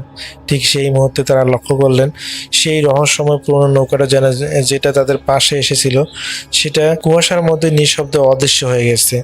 কিন্তু তাদের ডিঙ্গি নৌকাটি তখন আর স্থির নেই। সেটা কোনো ঢেউ ছাড়াই অস্বাভাবিকভাবে কাঁপতে শুরু করলো। তো কবির চাচা লক্ষ্য করলেন নৌকার চারপাশে দিয়ে পানির নিচ থেকে ছোট্ট ছোট্ট বুদবুদ উঠতেছে, ঠিক যেমন পানি ফোটালে যেরকম হয় সেরকম। সেই সাথে তারা একটা বিচিত্র শব্দ শুনতে পেলেন, কেমন যেন ভাঙ্গা গলায় কেউ একজন গুনগুন করে গান গাইছে। শব্দটা এত নিচু ছিল যে মনে হচ্ছিল সেটা পানির একদম গভীরে থেকে আসতেছে। তো হাসেম যখন টর্চ দিয়ে পানির ভিতরে দেখার চেষ্টা করলেন, সে দেখলো পানির নিচে কোনো বড় মাছ নয়, বরং সাদাটে রঙের বিশাল কিছু একটা নৌকার নিচে সাঁতরে বেড়াচ্ছে। সেটা দেখতে মানুষের মতো হলেও তার আঘাত ছিল স্বাভাবিকের চেয়ে অনেক বড়। তো হঠাৎ নৌকার এক পাশ বেশ খানিকটা ডেবে গেল। কেউ যেন একজন পানি থেকে নৌকায় ওঠার চেষ্টা করতেছে, কিন্তু তারা যখন সেই দিকে তাকালো সেখানে ভেজা হাতের ছাপ ছাড়া আর কিছুই দেখতে পেল না।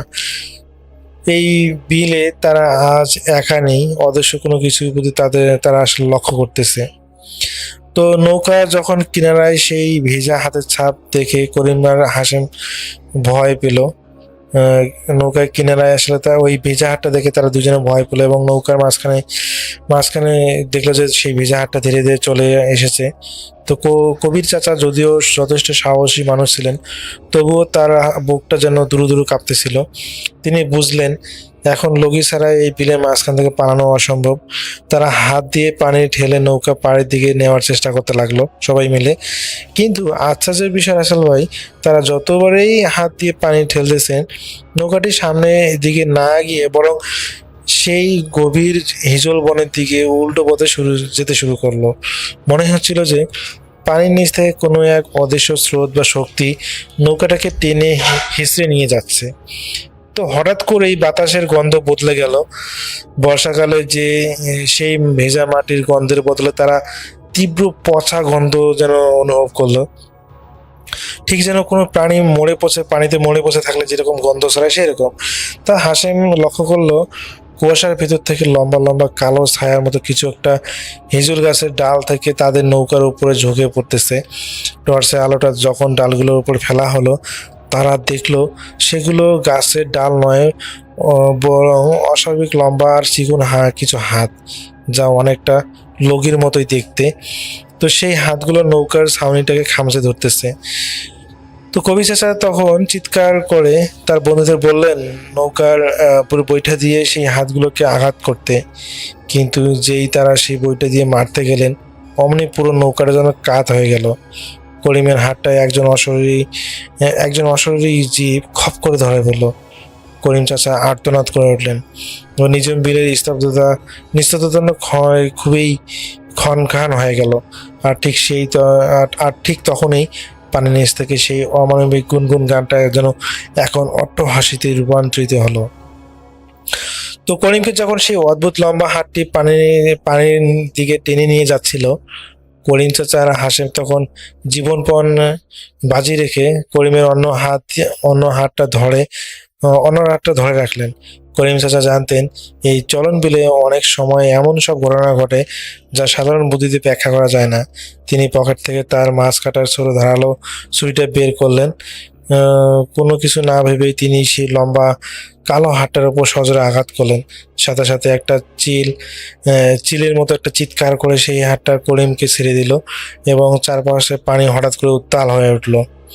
তো করিম চাচা তখন আর এক মুহূর্তে দেরি না করে তাদের ডিঙ্গি নৌকার অংশ পাগলের মতো পানি ঠেলতে শুরু করলো এবং অদ্ভুত ব্যাপার হলো, এতক্ষণ নৌকা না নড়লেও এখন যেন হঠাৎ কোনো বন্ধন ছাড়াই দপ করে ছেড়ে গেল এবং তারা সর্বশক্তিতে পাড়ের দিকে এগোতে লাগলেন। ঠিক সেই সময় দূরে মসজিদে আজানের ধ্বনি ভেসে এলো। আজান শুরু হওয়া মাত্রই সেই কুয়াশা আর পচা গন্ধটা যেন এক নিমেষেই কর্পূরের মতো মিলিয়ে গেল। তারা যখন গ্রামের ঘাটে এসে পৌঁছালেন তখন পূর্ব আকাশে ভোরের আলো ফুটতে শুরু করেছে। তো বাড়ি ফিরে করিম প্রায় 1 মাস প্রচণ্ড জ্বরে ভুগেছেন আর তার হাতে যে জায়গাটায় ওই অভাবটা ধরেছিল সেখানে দেখেন যে পুরো কালো কালো দাগ হয়ে গিয়েছে এবং যা তিনি তার সারা জীবন যেন আসলে মোছেনি। যতদিন বেঁচে ছিলেন সেই দাগটা স্পষ্ট ছিল, এটা সাক্ষী হিসেবে থেকে যায়। তো সজীব জানায় তার চাচা এই ঘটনার পর কোনোদিনই অমাবস্যা বা ভাদ্র মাসে, বিশেষ করে অন্ধকার রাতে তিনি আর কোনোদিন মাছ ধরতে যাননি। কবিরের চাচা এখনো বলেন যে সেই রাতে যা তারা দেখেছিল তা কোনো মানুষের তৈরি কাহিনী নয়, বরং চলন বিলের গভীরে লুকিয়ে থাকা এক অজানা রহস্য। তো গ্রামবাসীরা আজও মনে করে যে এই গভীর হিজল বনে এমন কিছু একটা আছে যা মানুষকে আসলে বিপদের দিকে টেনে নিয়ে যায়, যেমনটা আসলে ওই 3 বন্ধুদের সাথে হয়েছিল। তো রাসেল ভাই, এটাই ছিল ঘটনা। আমি জানি না ঘটনা কতটুকু গুছিয়ে বলতে পেরেছি। আর এই ঘটনাটা আমাকে শেয়ার করেছেন সজীব। এই সজীবের চাচার সাথে এই ঘটনাটা একটা বাস্তবসম্মত ঘটনা ঘটেছিল। সজীবের বাড়ি হচ্ছে নাটোর জেলার বড়াইগ্রাম এলাকায়। ধন্যবাদ জানাচ্ছি সজীবকে এত সুন্দর একটা ঘটনা শেয়ার করার জন্য। যদিও বা আমি ঘটনাটা সুন্দরভাবে উপস্থাপন করতে পারি নাই, আমি চেষ্টা করব পরবর্তীতে আরও সুন্দরভাবে ঘটনাগুলো উপস্থাপন করে আপনাকে শেয়ার করা এবং শ্রোতাদের কাছে শেয়ার করার। তো এতক্ষণ পর্যন্ত যারা ঘটনা শুনলেন সবাইকে অসংখ্য ধন্যবাদ। সবাই ভালো থাকবেন, সুস্থ থাকবেন এই প্রত্যাশায়। আল্লাহ হাফেজ।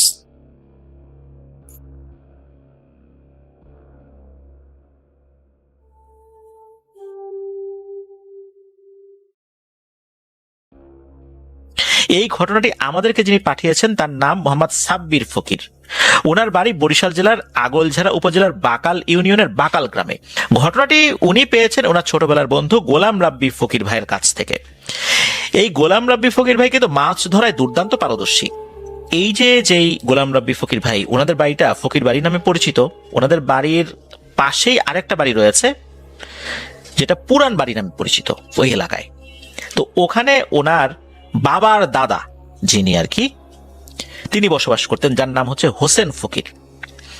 তো আমরা এই হোসেন ফকিরকে দাদা বলেই সম্বোধন করব, হোসেন দাদা বলে। তো ওই সময় তো ওনারা ওই বাড়িতে থাকতেন, এখন তো আর থাকেন না। তো এই হোসেন দাদার একদিন বরিশাল আদালতে একটা হাজিরার ডেট ছিল। তো এটা কি জমি জমা সংক্রান্ত হাজিরার মামলা নাকি অন্য কোনো মামলা, এটা অবশ্য জানা যায়নি।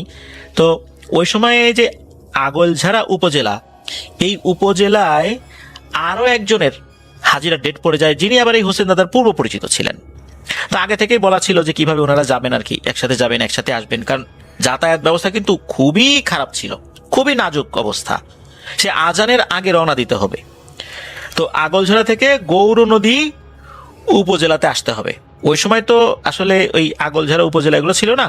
বর্তমান যে গৌরনদী উপজেলা, এই বর্তমান আগলঝাড়া উপজেলাটা গৌরনদী উপজেলার একটা অংশ ছিল বলে জানিয়েছেন সাব্বির ফকির ভাই। তো বরিশালে যাবার জন্য প্রথমে আগে ওনাদের এই বাকাল গ্রাম থেকে হেঁটে গৌর নদীতে যেতে হবে, যা প্রায় 10 থেকে 12 কিলোমিটার পথ। এই পথে কোনো ধরনের কোনো যানবাহন পাওয়া যায় না, পুরোটাই পায়ে হেঁটে যেতে হবে।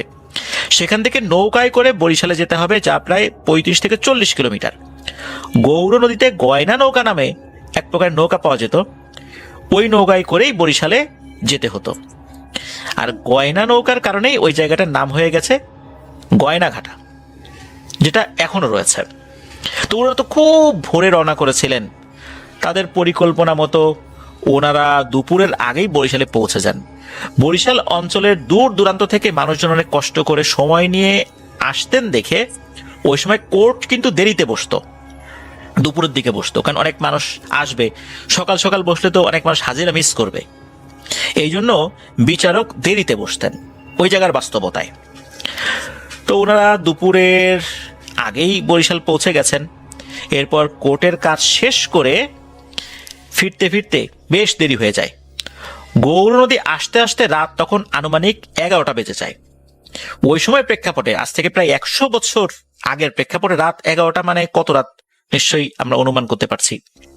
তো গৌর নদী থেকে ওই আগলঝাড়া তাদের একসাথে আসতে আসতে রাত প্রায় 1টা বেজে যায়। এখন হোসেন দাদার বাড়ি যেটা, আর ওই যে আর একজন যিনি দাদা উনি সাথে গিয়েছেন, এই দুইজনের বাড়ি তো দুই দিকে। যিনি সাথে ছিলেন তার বাড়ি কিন্তু অনেকটাই আগে, তো উনি তো ওনার বাড়িতে চলে যাবেন, আর হোসেন দাদাকে অনেকটা পথ একাই আসতে হবে। তো ওই দাদা বলেছিলেন যে হোসেন তুমি থেকে যাও, রাতটা থেকে যাও, সকালে যাও, অনেক রাত হয়ে গেছে। তো হোসেন দাদা নাকি বলেছিলেন যে না, সকালে জমিতে কাজ আছে, বাড়িতে যেতেই হবে রাতের বেলা। তো ওই দাদা হোসেন দাদাকে বিদায় দেন, হোসেন দাদা একাই বাড়ির দিকে রওনা করেছেন। তো বর্তমানে আগলঝাড়া থেকে বাকালের যে রাস্তা, তখন সেই রাস্তা ছিল না। তখন রাস্তার দুপাশে ঘন বাগান, পুরনো মন্দির এটা ছিল, যে মন্দিরটা নাকি এখনো আছে। তো ওই বাগানের ওখানে নাকি অনেকেই ভয় পেয়েছেন। তো দাদা কিন্তু সেই কথাটা জানতেন। হাঁটতে হাঁটতে সেই বাগানের ওইখানে যখন উনি এসেছেন, তখন পেছন থেকে নাকি গম্ভীর স্বরে কেউ ডাক দেয়, হে হোসেন, এত রাতে কই যাস? তো দাদা এই ডাক শুনেই বুঝতে পেরেছেন এটা অস্বাভাবিক কিছু। তো দাদা পেছনে না তাকিয়েই উত্তর দেয়, মানে আঞ্চলিক ভাষায়, শামুক মই যাই, অর্থাৎ সামনের দিকে যাই। এটা বলে দাদা সামনের দিকে হাঁটতে থাকে। হঠাৎ করে দাদা পেছনে ঠাস করে একটা আঘাতের ব্যথা অনুভব করেন, ঠাস করে শব্দ হয়। উনি আর পেছন দিকে তাকান নাই, উনি ব্যথা তো পেয়েছেন, দৌড় দিয়েছেন বাড়ির দিকে। এক দৌড়ে উনি বাড়ি পৌঁছে যান। প্রতিমধ্যে আর কোনো ভয়ের ঘটনা ঘটে না, তবে বাড়িতে পৌঁছেই উনি চিৎকার দিয়ে সবাইকে ডাকাডাকি করেন। উনি কিন্তু জ্ঞান হারান নাই। দাদা খুব সাহসী মানুষ ছিলেন। তো দাদার মা ওনার জন্য অপেক্ষা করছেন, এত রাত হয়ে গেছে, আসছে না ছেলে। পরে তার মাকে বলছে যে মা দেখো তো পিঠে কি হয়েছে। তো তখন দাদার মা কুপির লাল আলোতে যখনই পিঠের একটা ক্ষত দেখেছেন, উনি প্রচন্ড জোরে এক চিৎকার দিয়ে অজ্ঞান হয়ে গেছেন। অজ্ঞান হওয়ার কথা ছিল হোসেন দাদার, কিন্তু তার মাই অজ্ঞান হয়ে গেছে। তো দাদা নিজেই তার মাকে পানির ছিটা দিয়ে হুঁশ ফিরান। পরে জিজ্ঞেস করে, কি মা তুমি কি দেখলা, এত ভয় পাইলা কেন, অজ্ঞান হয়ে গেলা? তখন তার মা বলে, বাবা রে, তোরে তো চাডা পিসাসে চাডা দিছে রে। চাডা মানে ওই যে চাটা, চয়কার টয়কার চাটা, অনেক সময় আঞ্চলিক শব্দে চাডা বলা হয় আর কি, ওইরকম আর কি। হলো চাটা পিসাচ, ওনারা আঞ্চলিক শব্দে চাডা পিসাচ বলে আর কি। তো ওনার মা বলছেন, তোর পিঠে লম্বা লম্বি বরাবর চামড়া উঠে গেছে আর রক্ত জমাট বেঁধে গেছে, এইটা চাডা পিসাচের কাজ রে। এই চাডা পিসাচ কি জানিস? এইটার জিহবা মুখ থেকে মাটি পর্যন্ত ঝোলে, এটা খুবই ভয়ঙ্কর। আর এইটা যার শরীরে একবার জিহবা লাগায়, এর মারাত্মক ক্ষতি হয়। এখন তোর কি হবে রে বাবা? তখন হোসেন দাদা বলছে, আরে মা ভয় পায় না তো, আল্লাহ ভরসা, ঠিক হয়ে যাবে। তো এই হোসেন দাদার পরের দিন মারাত্মক জ্বর এসেছে, আর ওই যে ক্ষত, ওইখানে মারাত্মক ব্যথা ফুলে গিয়েছে। এর একদিন পরেই হোসেন দাদা কলেরায় আক্রান্ত হয়েছেন, আর এর মধ্যে ক্ষত স্থানে পচন ধরে খুবই দ্রুত সারা শরীরে ছড়িয়ে পড়ে। মানে একদিন কি 2 দিনের মধ্যে মনে হচ্ছে সমস্ত শরীরে ছড়িয়ে পড়েছে। কয়েকদিনের মারাত্মক যন্ত্রণায় দাদা মারা যান। দাদার আসলে চিকিৎসা করার মতো সময় পাওয়া যায়নি। তার শরীরে নাকি এমন খারাপ অবস্থা হয়েছিল যে তাকে গোসল করানো কষ্টকর ছিল, তার শরীরটা মুছিয়ে দেয়া কষ্টকর ছিল। তিনি মারা যাবার পর কোন রকম ভাবে দাফন কাফনের কাজ শেষ করে দ্রুত জানাজা পড়িয়ে কবর দেওয়া হয়। আর এরপর থেকে শুরু হয় ভয়ঙ্কর একটা কাহিনী। তাকে কবর দেওয়ার পর থেকেই যেই না তার কবরের পাশ দিয়ে যেত, সে নাকি চুম্বকের মতো এক ধরনের একটা আকর্ষণ অনুভব করতো। ওই আকর্ষণ ওই কবরের কাছে চলে যেত, আর যখন এই কাছে যেত হাঁটতে হাঁটতে, তখন ওই কবরের মাঝে নাকি এক ধরনের ধস্তাধস্তির শব্দ শুনতো, মনে হতো কিছু একটা নড়াচড়া করছে, ধূপধাপ শব্দ হচ্ছে, এরকম কিছু একটা। তো এই সমস্ত কথাবার্তা যখন খুব দ্রুত মানুষের মুখে মুখে ছড়িয়ে পড়ে, তখন লোকজন বুঝতে পারে এটা স্বাভাবিক কিছু না। যেহেতু এই হোসেন দাদা একটা ভুতুড়ে সমস্যার কারণে মারা গেছেন, তাই খুবই দ্রুত নাম করা একজন হুজুরকে ডাকতে হবে। তো ওই সময় কিন্তু বরিশাল অঞ্চলে অনেক বড় বড় আল্লাহওয়ালা সুফি দরবেশ বুজুর্গ ব্যক্তিরা ছিলেন, বড় বড় আলেম ছিলেন ওই সময়। তো এমনই একজন হুজুরকে খবর দিয়ে নিয়ে আসা হয়। তার নাম কি ছিল, তার ঠিকানা, এগুলো কিছু জানা যায়নি। তো হুজুরের সাথে আর একজন ব্যক্তি আসেন। তো উনি এসে, এটা কিন্তু দিনের বেলার কথাই বলছি, উনি সব কথা শোনেন।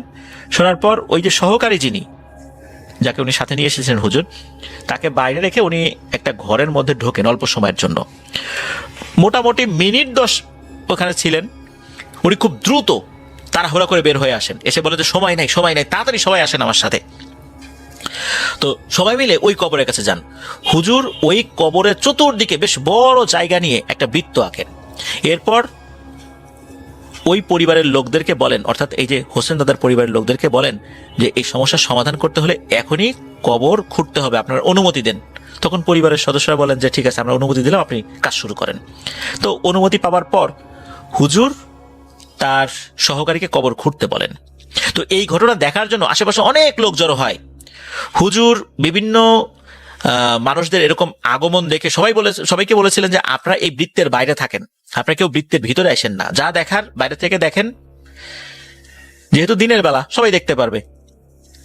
এত লোক এসেছিল যে আসলে সবাইকে যদি বলাও হতো আপনারা চলে যান, উৎসুক জনতাকে কোনোভাবেই পরিপূর্ণভাবে ওখান থেকে সরানো সম্ভব ছিল না। যার কারণে হুজুর আর ওইদিকে মনোযোগ না দিয়ে উনি ওনার কাজে মনোযোগ দিয়েছিলেন। হুজুরের সহকারী অল্প সময়ের মধ্যে কবর খুঁড়তে খুঁড়তে একটা পর্যায়ে কবরের বাঁশ বের করে ফেলেছেন। তখন হুজুর বলছে বাঁশ সরাও। বাঁশ যখন সরানো হয়েছে, কবরের ভেতরে ভয়ঙ্কর এক দৃশ্য দেখে হুজুরের সহকারী মারাত্মক ভয় পেয়েছেন। আর তখন ওই যে হোসেন দাদার পরিবারের কয়েকজনকে হুজুর ডেকেছেন, তারা আসার পর তো প্রচন্ড জোরে চিৎকার চেঁচামেচি শুরু করেছে। এমন একটা ভয়ঙ্কর বিষয়, সেটা হচ্ছে তারা দেখলেন যে কবরের মধ্যে এই যে হোসেন দাদা, উনি প্রায় অর্ধগলিত অবস্থায় বসে আছেন এক পাশে, আর নিজের শরীর থেকে মাংস ছিঁড়ে ছিঁড়ে নিজেই খাচ্ছে। আর ওনার যে কাফনের কাপড়টা, এটা প্রায় খেয়েই ফেলেছে, সামান্য কয়েক ইঞ্চি বের হয়ে আছে আর কি, হয়তোবা এটাও অল্প সময়ের মধ্যে খেয়ে ফেলবে। হুজুরের দিকে লাল লাল চোখ করে রাগান্বিত ভাবে তাকিয়ে আছে। তার চোখগুলো কিন্তু নষ্ট হয় নাই। মৃত্যুর পরে কিন্তু চোখ নষ্ট হয়ে যায় খুব দ্রুত, গোলে পানি হয়ে যায়, কিন্তু চোখ নষ্ট হয়নি। শরীর অন্য জায়গাগুলো অর্ধগলিত অবস্থায় হয়ে গেছে। তো এই যে দৃশ্য, এই দৃশ্য দেখার জন্য আবার অতি উৎসাহী কিছু লোক ওই বৃত্তের মধ্যে ঢুকে কবরের কাছে আসছে। এরাও তো মনে করেন যে ওইখান থেকে দৌড়াইতে দৌড়াইতে পালানো শুরু করেছে। কি একটা অবস্থা! এখন হুজুর বলছেন যে আপনারা কেউ আর বৃত্তের মধ্যে আসবেন না, দয়া করে। বৃত্তের বাইরে থাকলে ইনশাল্লাহ কিছু হবে না, কিন্তু বৃত্তের ভেতরে চলে আসলে আপনারা ক্ষতিগ্রস্ত হতে পারেন। যখন এরকম কথা ছড়িয়ে গেল যে কবরের ভেতরে কি আছে, ওই যে আরো শত শত মানুষ দূর দূরান্তে দাঁড়িয়ে আছে, এনারা তো পালানো শুরু করছেন, জানলারে না জানে কি বিপদ হয়। তখন ওই বড় হুজুর তার সহকারী হুজুরকে বলেন যে দ্রুত কবরে নামো। এই যে তার মুখের ভেতর থেকে সামান্য একটু অংশ বের হয়ে আছে, কাফনের কাপড়টা, এইটা বের করো। তোমার ভয় নাই, আমি দোয়া দুধ পড়ে দিচ্ছি, তোমার ইনশাল্লাহ কিছু হবে না। সহকারী হুজুর তো কোনোভাবেই কবরে নামতে সাহস পান না। কয়েকবার বলার পর হুজুর যখন বুঝলেন যে একে দিয়ে এই কাজ হবে না, হুজুর তখন আল্লাহর উপর ভরসা করে নিজেই কবরে নেমে পড়েছেন। কাফনের কাপড়টা ধরার জন্য যখন ওনার হাতটা লাশের মুখের দিকে এগিয়েছেন, তখন ঘটে এক অদ্ভুত ঘটনা। লাশটা মনে হচ্ছে 1 সেকেন্ডের জন্য ভ্যানিশ হয়ে যায়, ভ্যানিশ হয়ে কবরের আরেক পাশে চলে আসে। কবর তো উত্তর দক্ষিণ থাকে, যে উত্তর দিক থেকে দক্ষিণ দিকে চলে আসছে। হুজুর যখন আবার দক্ষিণ দিকে যায় ধরার জন্য, লাশটা ওইখানে 1 সেকেন্ডের জন্য ভ্যানিশ হয়ে যায় আর দৃশ্যমান হয়ে যায় উত্তর দিকে। এরকম বেশ কয়েকবার চলছে। হুজুর বুঝতে পারলেন যে এইভাবে কাজ হবে না। উনি কবরের মধ্যে দাঁড়িয়েই আরো কঠিন রুকিয়া করতে শুরু করলেন। রুকিয়া করতে করতে এবারে উনি পা এগিয়ে দিয়ে পা ঠেকালেন লাশটার বুকের দিকে, আর তখন হাত এগিয়ে দিয়ে ওই কাফনের কাপড়টা টানতে শুরু করলেন। কোনোভাবে কাফনের কাপড়টা বের হতে দিচ্ছিল না ওই লাশটা, তবে হুজুর টানতে টানতে বের করে ফেললেন। উনি কাপড়টা বের করে কবরের বাইরে ছুঁড়ে ফেলে দিলেন ওই কাপড়টা। ওখানে আগে থেকেই হুজুর একটি অগ্নিকুণ্ড জ্বালিয়ে রেখেছিলেন, বেশ কিছু কাঠ এক জায়গা করে ওখানে আগুন জ্বালিয়ে রেখেছিলেন। তো হুজুর কেন আগুন জ্বালাচ্ছিলেন এটা কিন্তু শুরুতে লোকজন বুঝতে পারে নাই। যখন ওই কাপড়টা হুজুর আগুনের মধ্যে ফেলতে বললেন তার সহকারীকে, হুজুর তো কেবল কবর থেকে বাইরে ফেলেছেন, তখন সহকারী বললেন তুমি দ্রুত ওটা আগুনে ফেলো। সহকারী যখনই আগুনের মধ্যে ওটা ফেলেছে, হুজুরও কবর থেকে বাইরে বের হয়ে আসছে। তখন ঘটে আর একটা ভয়ঙ্কর ঘটনা।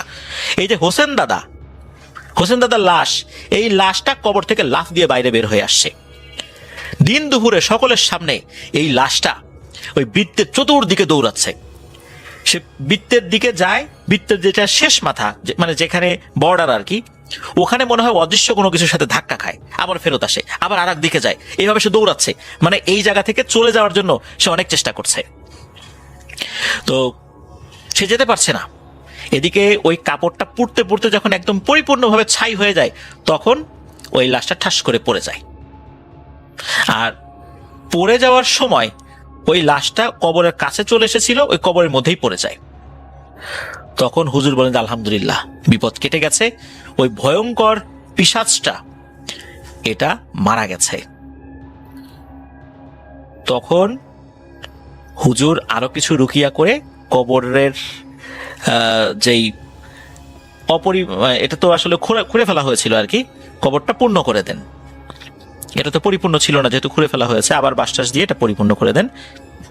নতুন করে জানাজা পড়ান নাই, ওটা পরিপূর্ণ করে দেন। হুজুর আলহামদুলিল্লাহ হয়ে গেছে, আর কিছু করতে হবে না। এরপর ওখান থেকে সবকিছু শেষ করে এসে কিছু ভয়ঙ্কর কথা বলেন।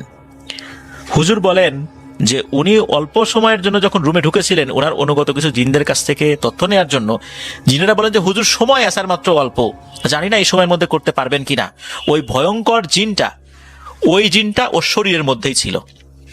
এটা হচ্ছে এমন একটা পিশাচ, যে পিশাচ তার জিহবা দিয়ে যদি শুধু মানুষ না জিনেদেরকেও স্পর্শ করে, জিনেরাও মারা যায়, এমন ভয়ঙ্কর জিনিস এইটা।